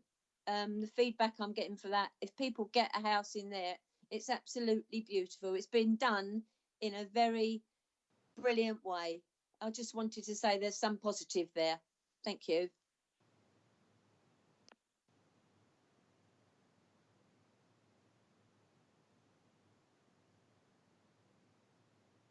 Sorry, I'm not. Am I back? Sorry, sorry, my internet crashed for a little second there again. So sorry if you've missed anything that I've said, and indeed, apologies if I missed what you said, Councillor Redsall. But I know it was saying how nice the new Chadwell properties are. So thank you for that. So I'm going to move to page 164. Recommendations 1.1 to 1.3 again. Are there any objections to those? I'm seeing no hands up, so I will take them as agreed. We'll now move to the next item, which is Association of South Essex Local Authorities ASLA update, which is myself, and that can be found at pages 175 through to 194. And again, apologies, I'm only doing this on one screen rather than normally the two screens I tend to have going to be able to deliver everything in these virtual meetings. So as the Cabinet will be aware, we've been a member of the Association of South Essex Local Authorities for over 3 years now, and in that time it has moved from strength to strength.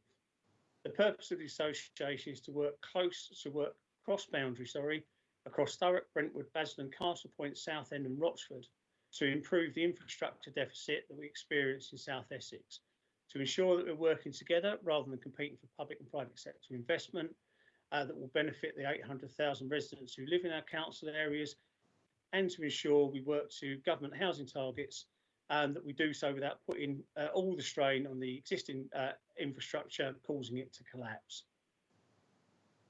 Effectively, what we're working for is to put infrastructure before expansion, the mantra which Thurrock Council has been working to since 2016.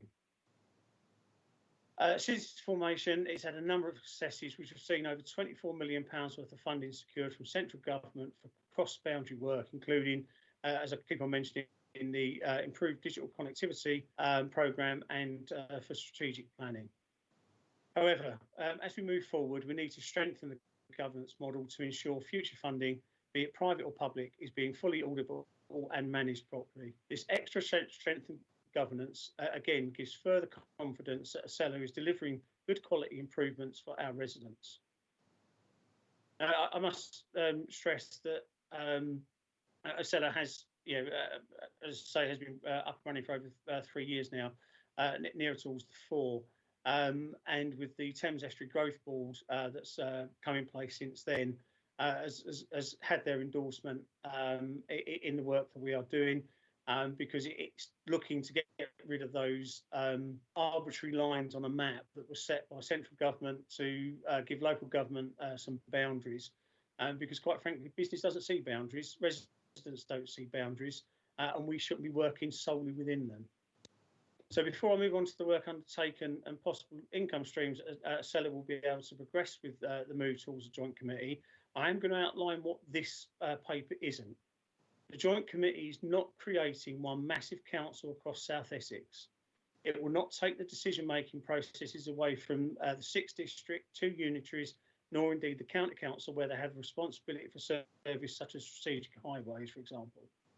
It will not have the power to insist that government housing numbers be forced onto one local authority or shifted from one constituent authority to the other. That either of those constituent authorities lose their planning powers or indeed any decision-making powers, or that a whole new raft of jobs will be created to manage this committee. It is there to show the commitment of strong governance for now and into the future, not only for government, but also, as I keep on mentioning, private sector investment that we're looking to attract. So moving back to the possible income streams that Acela has been working on, which this move, if agreed this evening, will help support. So funding for infrastructure and housing. We're currently in negotiations. I say we, this is Acela, not Thurrock Council on its own. Currently in negotiations with MHCLG and Homes England for around £30 million for year 21-22 for housing schemes that are stalled, £3 million for transport studies and £750,000 capacity funding. This means getting infrastructure in place to help difficult sites that have been identified in our local plans to be developed, rather than building on Greenbelt and releasing those brownfield sites that are exceptionally difficult to deliver. Progressing the South Essex University. So providers such as Anglian Ruskin University and employers, including Ford, expect to see a collective commitment and public decision making to support this move to the next stage. This is not only a potential £20 million boost to funding to develop the university, it would lead to the first apprenticeship degrees in September 2023 being delivered for the residents of South Essex. And that's apprenticeship degrees. So not just the educational degrees, but ones for hands-on employment, something that we'll see increase and definitely will increase should our Freeport's bid be approved by government. And don't forget that Freeport will not just employ people from Thurrock, it will also employ, as it goes along the Thames all the way to Barking and Dagenham, but also attract people from across South Essex to come and work in the ports and the surrounding manufacturing facilities that the Freeport process will help to support. It also, with the move to the Joint Committee, the South Essex Estuary Park, we're looking to secure £5 million in funding for the next phase of this development of the park, including the Central Thames Marshland Pathfinder project, and this will be more, which is really challenging. And of course, as well as launching the overall proposal for the South Essex Park, this is one of the things that the Joint Committee, and having that Joint Committee will give the confidence in government to provide that money to us. And those are just 3 of the short-term gains. And now we're going to move to the medium and long-term. Super fast connectivity. As I said, we've already started projects with government across the majority of South Essex local authorities, excluding Southend that have gone with a completely different proposal. And I think the fact that Southend has gone with a completely different proposal shows that this joint committee, and indeed ASLA, is not about enforcing what everybody wants on everybody. It's about trying to make the best for everybody. But if a local authority wishes to go in a completely different way, they're perfectly entitled to do so, as no sovereignty will be lost.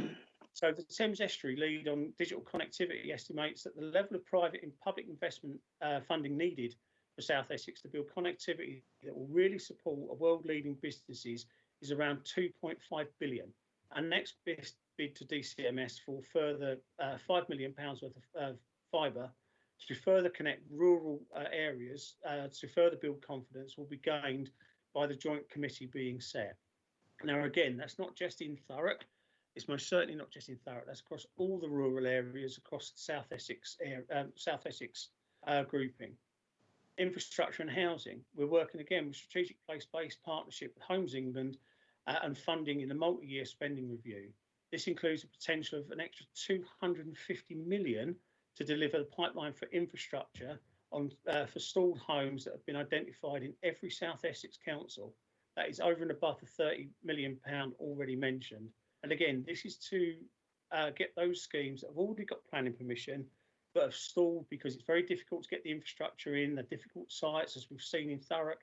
And indeed, if you speak to any of the leaders across South Essex, they can identify sites instantly that will benefit from this. Economic development. There's over £200 million worth of schemes identified so far that can be progressed with the joint committee for schemes to push forward for new employment spaces. So these are places like warehousing, indeed offices. Obviously, the pandemic has seen a shift away from working in offices, but we're sure at some point people will go back to central point employment at offices and indeed for retail and leisure facilities. These schemes have the potential to create thousands of new jobs, again, not just in Thurrock, not just in Basildon, not just in Brentwood, but across all 6 authorities. Support for the key sectors, including creative industries, the green tech, construction. Securing investment to support growth of these key industries becomes more challenging. The construction sector alone has the potential to create over 30,000 new jobs directly in the supply chain and increase the wider economic benefits for the South Essex community by up to £2.2 billion. And as we come out of the pandemic and as this country looks to become a leader as it has been in the past, it's going to be this type of funding that will be the make and break of South Essex. Transport. All the schemes that cross boundaries of different highways authorities will benefit from the creation of this joint committee. This includes the possible mass rapid transport scheme to link major towns from Grays, Brentwood, Basildon all the way through to Southend and beyond. It includes improvements to cycle and footpaths and £75 million of initial funding that is needed for schemes such as one linking Canvey Island to Benfleet Station and Canvey Island to jobs in the Thames Enterprise Park and the ports, hopefully with the new Freeport being approved, more jobs being available. Of course, it will be down for each local authority in a cellar to take forward this proposal to their own councils and for them to make their own decision as to what level of involvement they wish to have.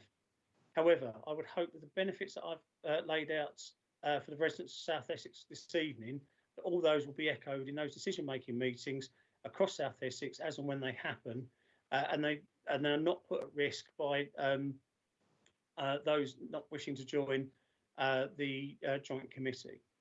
This joint committee formed will help secure those short-term and medium-term benefits that will help move the economy of South Essex forward as we come out of the current lockdown and the terrible impact this virus has had on many of our residents and businesses.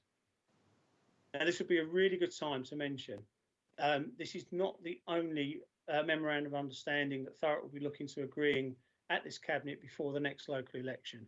As Cabinet are aware, I've been in discussions with the leader of Basildon in relation to looking at the benefits of not only closer working, as we've seen in Acela, but also looking at benefits that could be gained for our residents if we were to merge into one larger unitary authority. Again, I will outline first what this isn't. This does not mean that we'll be submitting an application to government to merge immediately. It does not mean that both councils will suddenly disappear and a new council created. It does not mean that Thurrock council tax will suddenly massively increase to the levels of our neighbours in Basildon. But what it does mean is we'll be looking at the implications for both councils and whether or not the benefits are ones that work for both of us and all of us. This process is not an overnight one. It will take quite some time to establish the full implications of the services that will be needed to be delivered by a larger unitary council. We cannot end up with the problems and issues that we and others have experienced moving to a unitary status.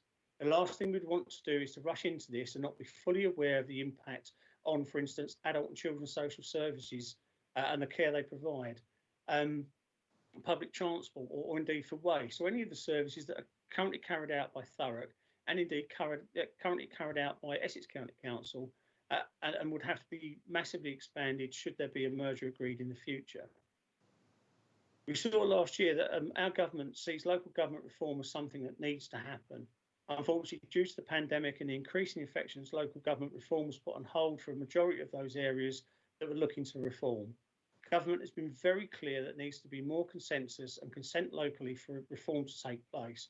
And we, that is the leader of Basildon and I, feel that consensus and consent can only truly happen when the impacts and potential benefits are fully understood, so a fully informed decision can be made before any proposals are put forward to central government should, and I would say that again, should that be the decision in the future.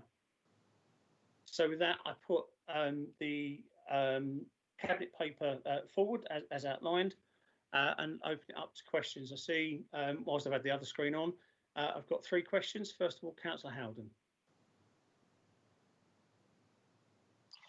Thanks, Leader. I think this paper is tremendously good news. Not only does it demonstrate what ASLA has continuously done over the last several years under your leadership, it also demonstrates what we could potentially do in the future. Now, as you said, in terms of the issue with Basildon, this paper does not create a unitary authority tomorrow. No one is going to be bounced into anything. But what it does do is it provides the path forward for us to have a reasonable conversation. And I've got lots of friends who are district councillors on tier 2 authorities. And I know it drives them up the wall at times when they have to plead with the county council to fix their roads, when they get a resident contact them who's concerned about their care and their authority doesn't have really much power or input in the process. So it doesn't do anything tomorrow. It doesn't force anyone into anything, but it opens the conversation. Would Basildon benefit from being a unitary? And I think the answer is yes. And for us, look at what we have achieved. Not just Tilbury Town Boards and possible Freeport status. Look at what we've achieved with the sheer level of investment into Thurrock. That is only done because Thurrock has punched above its weight, and we've been able to make the arguments for why the Treasury should invest here. If we had a bigger, stronger authority, what we're currently doing would just magnify. The amount of money we'd be able to claw from different areas would just increase substantially. So I think there are huge benefits everywhere. But as you've said, Leader, it doesn't force anyone into anything. It doesn't commit anyone to anything. It provides a pathway forward to look at, does this mean that we can make the South Essex pound stay more here in South Essex? I think the answer is yes. I think this is good news, and I applaud your paper.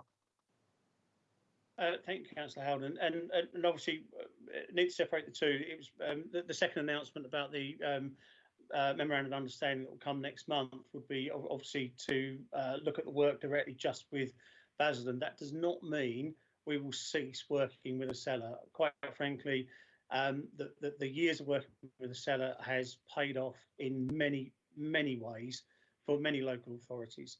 And it's very easy to keep on pointing towards one thing, but it's always good if you can carry on with one conversation that gets it across.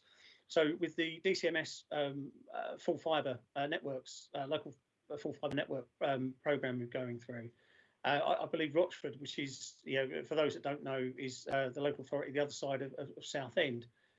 Shortly they'll be looking for another 14 kilometres of fibre network being installed in that borough, and that's solely because of all the work we collaboratively have done together to make it happen. So instead of there being 6 applications or 5 applications to DCMS for 10, 15 kilometres here, there and everywhere, we put in a larger one together, and that excited government. And that excited government to the point that gave us a lot of cash. And that cash is now being invested. It's been delivered. Phase 1 in Thurrock, phase 2, 3, 4, and 5 will be across Brentwood, Basildon, Castle Point, and Rochford. We're already working on the second tranche of that. again, we're working together. Local authorities, the other local authorities have learned from the process that we put in place in Thurrock, which is why we see the largest number of nodes on this particular run in Thurrock. So it's been a real good learning curve, and indeed to sit there with other leaders and to sit there and think about what is needed across South Essex as we increase, and those little things that you don't think of as an island that is a one local authority. So, for instance, it was, well, if we expand and we have got circa 100,000 new properties that need to go in over those 6 local authorities, what else is going to be needed? Not just the doctor surgeries, obviously we need, not just the roads that we'll need, but we'll also need things like custody suites for the Essex Police. We'll also need potentially increased fire stations. We potentially need more waste facilities. We potentially need, or we definitely will need, a larger access to water and other utilities. So all of these start playing into what goes where, because we all can't have a university, for instance, in our local authority. So where is best for it to place where all of us can get to? And if we can't all get to it, let's put something in place so all of our residents can get to it. So there's that collective thinking across that whole South Essex region, rather than that bunkered approach that we kind of inherited in 2016, that I know all of us in Cabinet were like, hold on, we've got boundaries that we should be looking outside of, not just into. And that's what we're doing. This joint committee will just really reinforce that. Sorry. So, Councillor Coxall. Yeah, I think this two-pronged approach is an excellent approach, and I think it's the third as well. So we've got to look at this. We've got an MOU coming tonight about doing this and working closely with our colleagues, and I can see the advantages for both sides. For Thurrock, that means that we can make sure there's more security and take on larger projects. And if we've got with Basildon as well, who are gaining, look at the A13. If we could do that together, look at the East Station slips. These are gains across the whole of the smart South Essex area. And with us, we're committing to these. We need to look very large, very big local areas, jobs, at 20,000 jobs across the Basildon area, working collaboratively. I think that's really, there's synergy between our two things. And then we're not competing against each other. If you look at jobs and economic growth, they've got the A13, we've got the A13, they've got the 127, and they've got their 127 in corridor and investment and construction. We've got the logistics, and they've got some engineering and design and digital. So I think there's a great synergy as we can move together closer. But I also think, like you said, that the South, working together with our South End colleagues and our Castle Point colleagues, I think is an important part as we go through with the Thames Estuary, to make sure there's a one voice for South Essex that government's hearing loud and clear. And that takes me on to my third point. Last year, when there was a scramble, when we was talking about local government reform, I think the government was keen to change local government reform. It hasn't been for nearly 50 years. I think it's time for local government reform.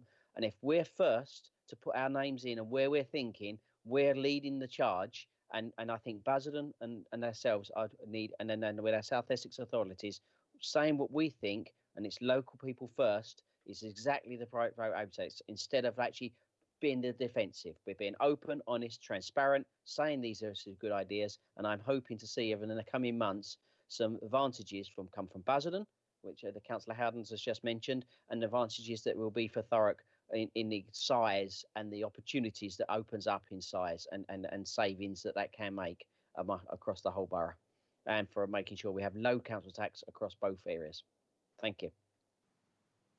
Thank you, Councillor Coxall. And it really was a shame, as we saw when local government reform was being pushed forward by central government. We must remember it's one of our party manifesto pledges, and quite frankly, I do think it's long overdue, and welcome all the input from central government. It is a shame, and it really is a shame that we weren't chosen as one of those areas that was deemed ready for local government reform. But again, this does get back down to local sovereignty and local authorities wishing to make their views heard.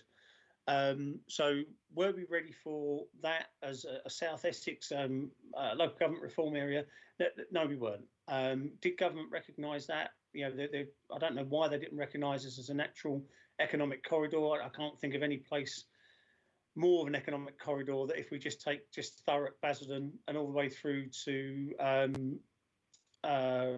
Southend on the A13, and then Brentwood all the way through to Rochford on the A127. I just couldn't think of a better natural economic corridor than that. But I'm sure the experts in government could come up with many, many more.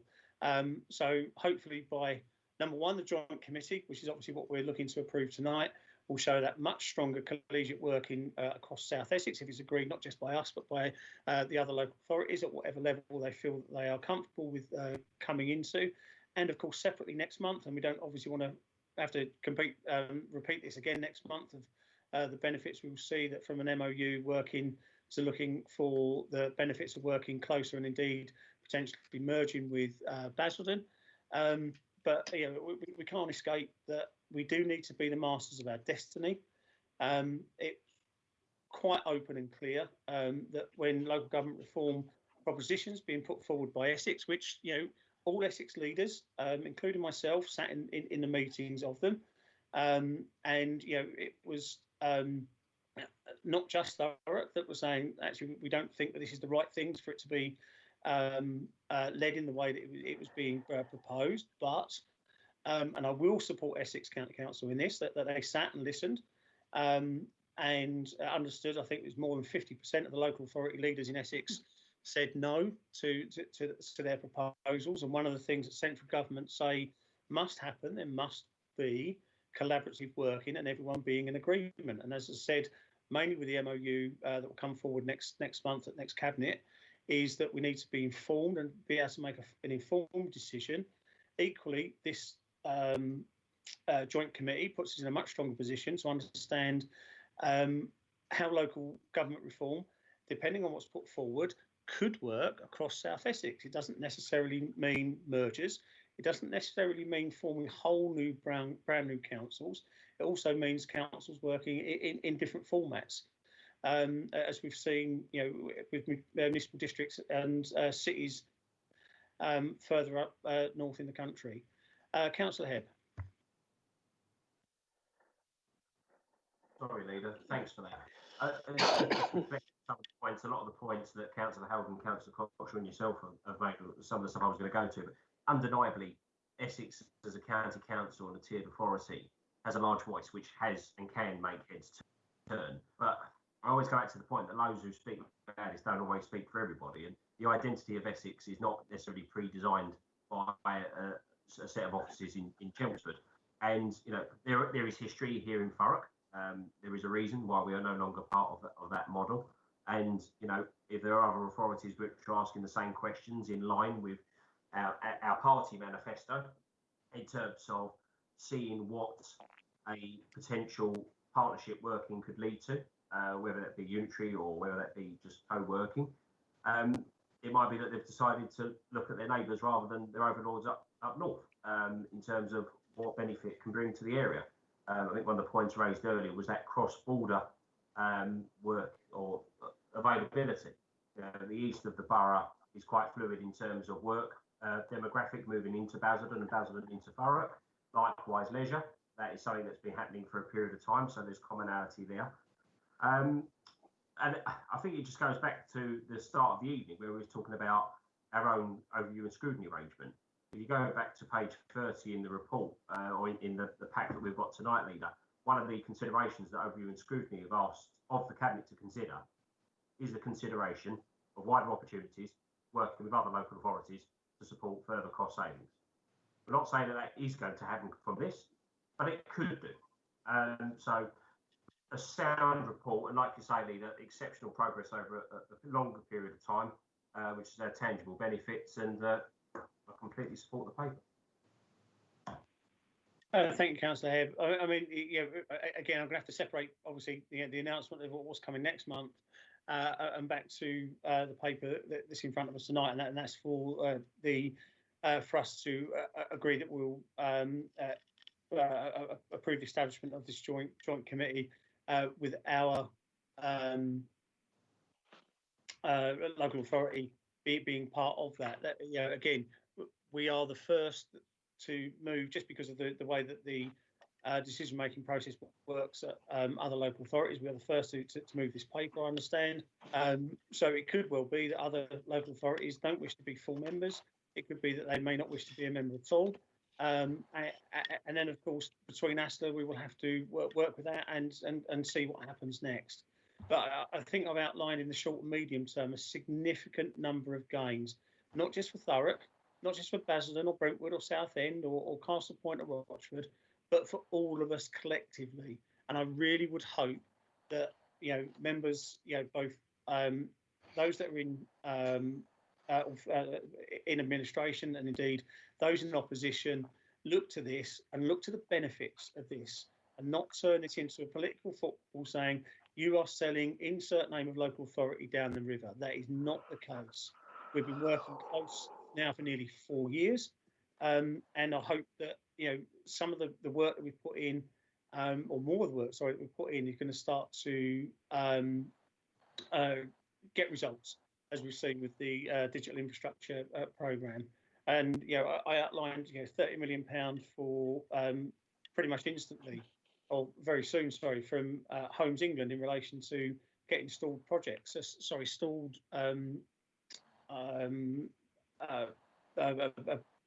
building applications moving forward.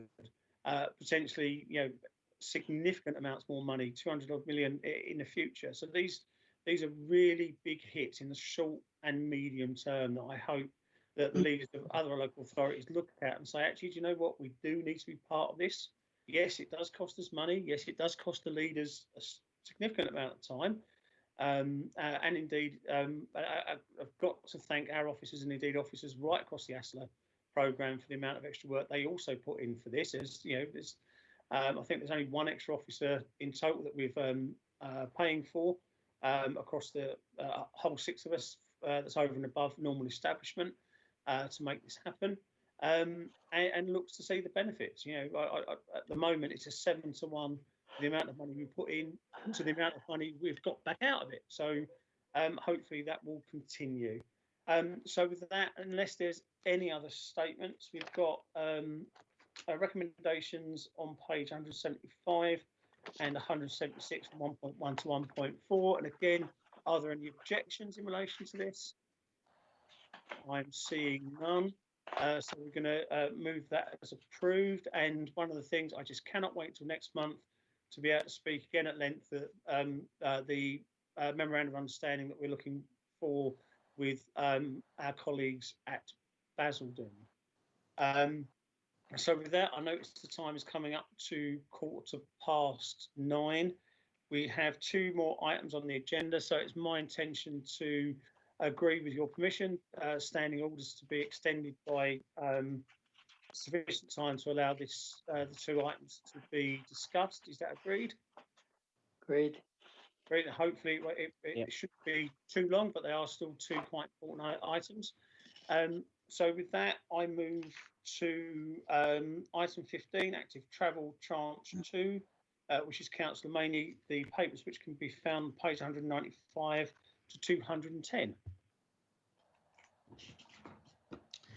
Thank you, Leader. This paper provides an update really on Thurrock's second allocation under the National Active Travel Fund and seeks Cabinet's endorsement of the draft schemes detailed in the table found at 3.4. We're also being asked to agree the plans detailed in the paper for the public engagement around the schemes, which will ultimately shape the delivery of the works. Just to provide some context, the Active Travel Fund was established by government as a means of promoting walking and cycling.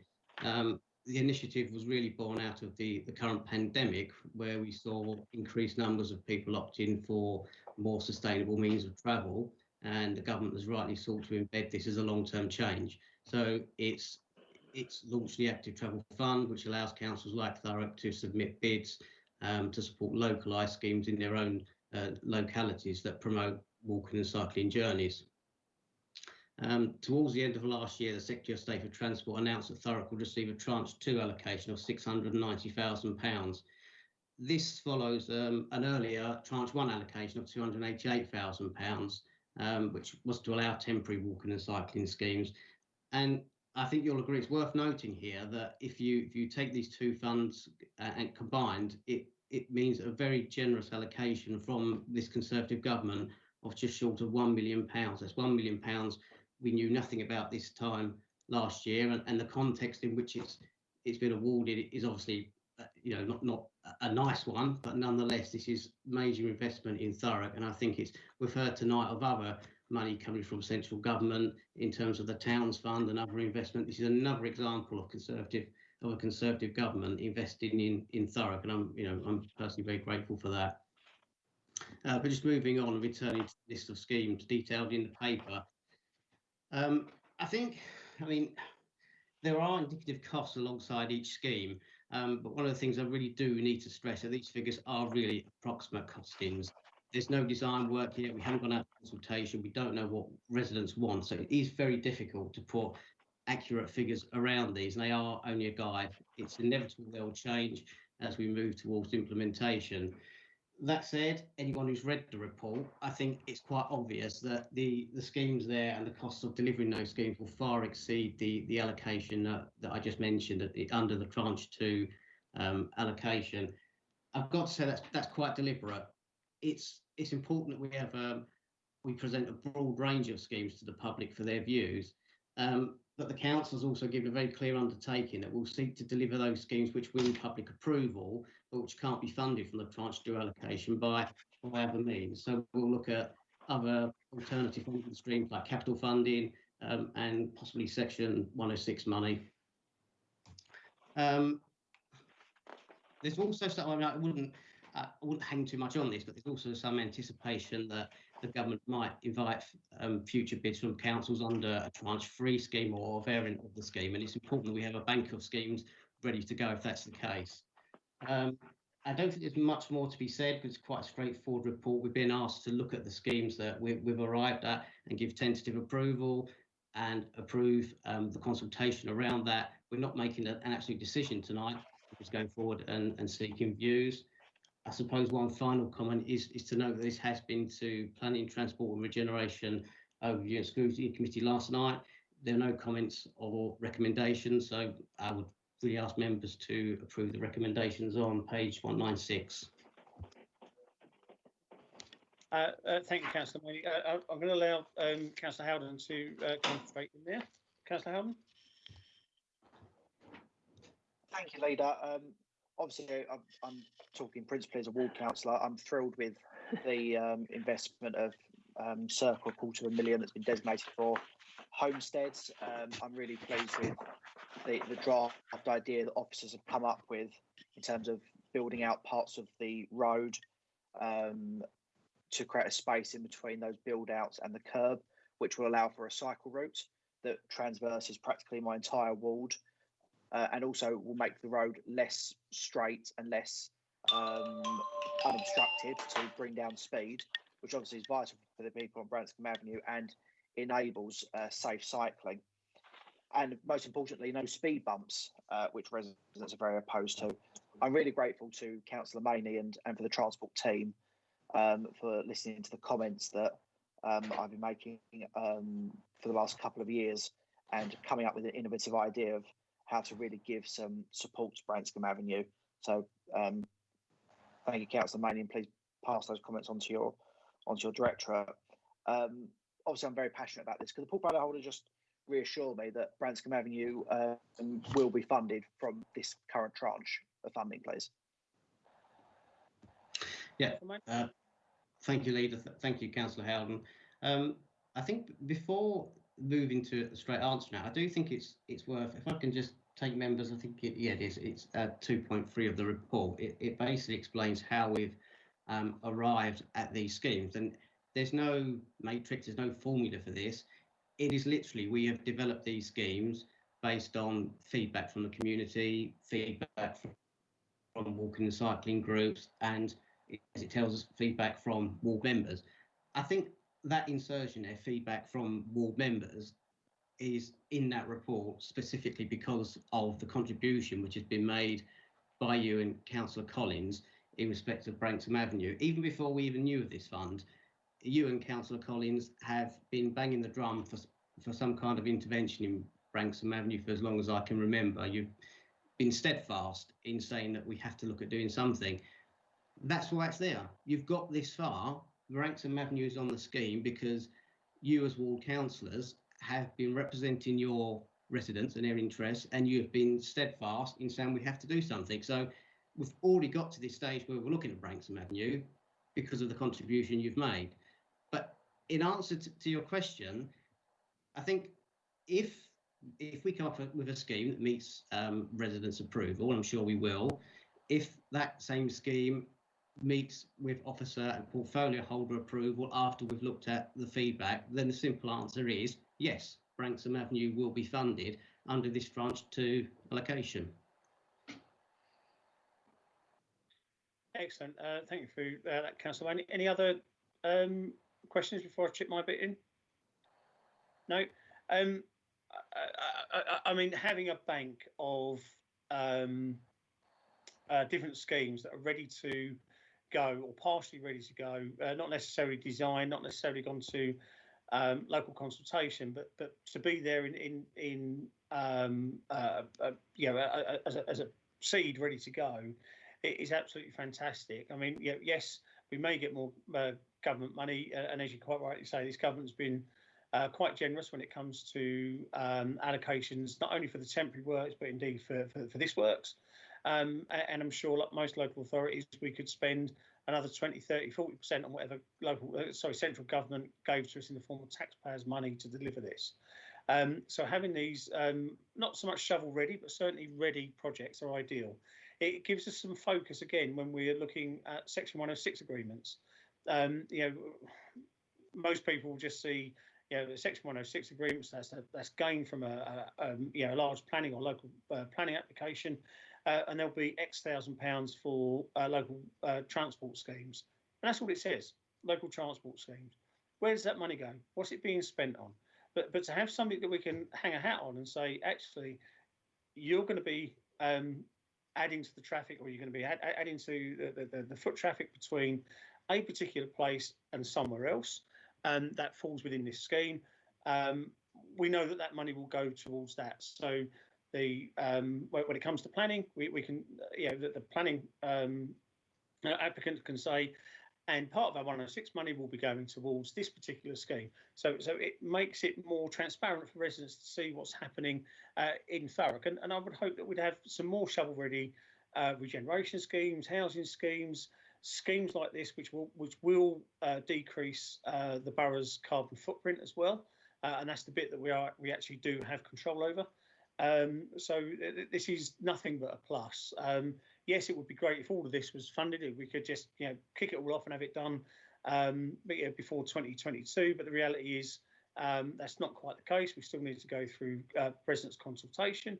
We need to make sure this is exactly what residents want, and the plans that are put forward, as Councillor Howden made clear, isn't going to be speed bumps. It's not going to be this. It's not going to be that. It's actually going to be to support walking and cycling in a safe manner from A to B, wherever A starts and wherever B finishes. I know, Councillor Maney, one of the first speeches I heard you deliver at full council before I was an elected member was to do with speed humps and the problems it causes. Indeed, the fact that, you know, where traffic has to slow for them, that it increases their carbon output. You know, 10, or actually would have been about nearly 20 years ago, I think, rather than 10 years ago, when you delivered that. You know, this has become more and more a topic of, actually, this is really quite important now. So having these schemes to encourage, you know, foot traffic and non-carbon traffic is absolutely great. So you know, I do really, really welcome them. So with that, if there's no other comments, we've got recommendations 1.1 to 1.3 on page 196. Are there any objections to those? I'm seeing none, so I should take those as agreed. So thank you very much. Thank you very much for that, Councillor Maney. So moving on to the last item of the evening, which is the adoption of the Essex Coast Recreational Disturbance Avoidance and Mitigation Strategy Supplementary Planning Document and Partnership Agreement Decision. it's no good nodding off, Councillor Coxhill. I had to read it out. You've now got to deliver the paper. So that can be found for those residents looking at pages 211 to 642. I'm sure you will not be reading out every single page, Councillor Coxhill, but over to you. I will make this short after a long meeting of exciting items. This item is obviously part of the legislation that come in for some time ago, and we have to set up a pass note to stop coastal mitigation coastal. You talked about the 100,000 houses across that we're planning that we're planning on the South Essex, we're trying to build in the next 20 years or 20 odd years. This obviously mitigates some of the erosion of the coastal, and there's a small charge in certain areas which have been identified in the wards. That's not all the wards; it's only the wards that are affected by the coastal issues of a small charge that's going to be put statutory onto every new house build. Not any existing houses. This is just on for new houses built from now until 2038 when this runs. This will actually deliver for us. It will be affecting about 5,000 to 6,000 homes across the borough over that whole period of this plan, this partnership agreement, and the money that will be raised from that will be delivered in Thurrock to deliver certain items like range officers to improve our parks. And I think you mentioned about the plans for a great Thames Estuary Park. I think it's been mentioned a few times around there, and I think that'd be good, and I'll be using that to make sure there's rangers around in the Langdon Hills parks. I think it's to make sure that that at the end of this plan and the end of 2038, we have the same amount of birds and coastal, and we've not eroded the wildlife, and we've still got that in great places to visit, and that's part of our play strategy as well, to make work, live and play. This is part of it. I think it's a great initiative like that. I'll mention that it was been a bit tight, long while coming, because there was opportunities whether we should do it ourselves as an authority or combine with others. It's obviously a legal obligation. We have to do this as we go forward. It's a statutory obligation now, move forward before we left the European Union. But obviously the government has accepted this and thinking it's a right thing to do. We've then now either got to do it ourselves or do it in partnership. I think we save money in a partnership. Obviously, it reads that Chelmsford will be accountable for the first 3 years. That doesn't mean to say they'll have it until 2038. There'll be a monitoring and a steering group to see how well this is working over the next few years and see it needs improving. And I'm sure this will be back in this next 20 or 2 years of the project plan. It'll be coming back to this cabinet in a few times and a few changes to improve as it goes. With that, I'll leave it to there. It's a late, and we try and finish before 9:30. Thank you, Councillor Coxhill. It was a fantastic read, I've got to say. A long, fantastic read. Councillor Howden. Thank you, Leader. I just wanted to praise Councillor Coxhill's work on this item. I think that, as we all recognise, man-made climate change is a serious issue in terms of coastal erosion, and as Councillor Coxhill mentioned, in terms of wildlife, birds, etc. So Councillor Coxhill cementing his credentials as the greenest member of the Cabinet this morning and supporting a very great piece of work, I think just goes to show, vote blue, go green. Yeah, thanks for that, Councillor Howden. You don't get extra points for pushing the party line of vote blue, go green, but yes, you're quite correct. And indeed, I think this does cement Councillor Coxhill's green credentials at last, and his commitment to the environment. And one would hope that that's expressed right across the board. And indeed, whether it be from us making decisions in relation to the way we work across boundaries, in the way that we work and deliver a budget, in the way that we work and deliver things like this, it's collaborative working. Again, this is working with Chelmsford District Council to work on this and to run this scheme. It doesn't mean that Chelmsford will get all the money. It does mean that we'll get that money back. And as Councillor Coxhill alluded to, hopefully we've got the new Thames Park coming our way. We've got some really fantastic green areas in Thurrock, and what one would hope that not only through the local plan, which obviously will be, this is the year of the local plan, as Councillor Coxhill does like to remind us, that we will start seeing sensible planning applications coming forward, and not those that are going to erode places exactly like this that needs to be protected because of the wildlife, and indeed their role within moving floodwaters between urban areas and back out to the Thames, whether that be local in Little Thurrock Rectory, Little Thurrock Backshots, in Stifford, or indeed any of the wards that are mentioned, and not just here, but of course across the whole of South Essex. And I think actually even goes up to, I think Councillor Coxwell said it also includes Epping Forest District Council. So this is not just those that clip straight onto the Thames. This is also those that have a direct feed into that. So unless there's any other comments, I'm going to move to the recommendations as outlined on page 212 and 213. That's 1.1 to 1.4. Are there any objections to this? I'm seeing none. So with that, I'm going to mark these as approved and thank Cabinet for and indeed officers for a very long Cabinet meeting this evening. There was a lot to get through, but as Councillor Coxwell mentioned last Cabinet, these are not just noting reports and look how well we're doing and look at this box that we've ticked. This is about the future of Thurrock, the future of us working across borders, the way that we can deliver our services not just with us but with others, and indeed looking after our green credentials and indeed our green and open spaces. And indeed with Councillor Redsall still on the meeting, so thank you for staying with us all the way through. Also ensuring that we're promoting the play aspects of live, work and play in Thurrock. So with that, again, I thank everybody for their time and indulgence this evening and draw the meeting to a close at 21:31. Thank you all and good evening. Good evening.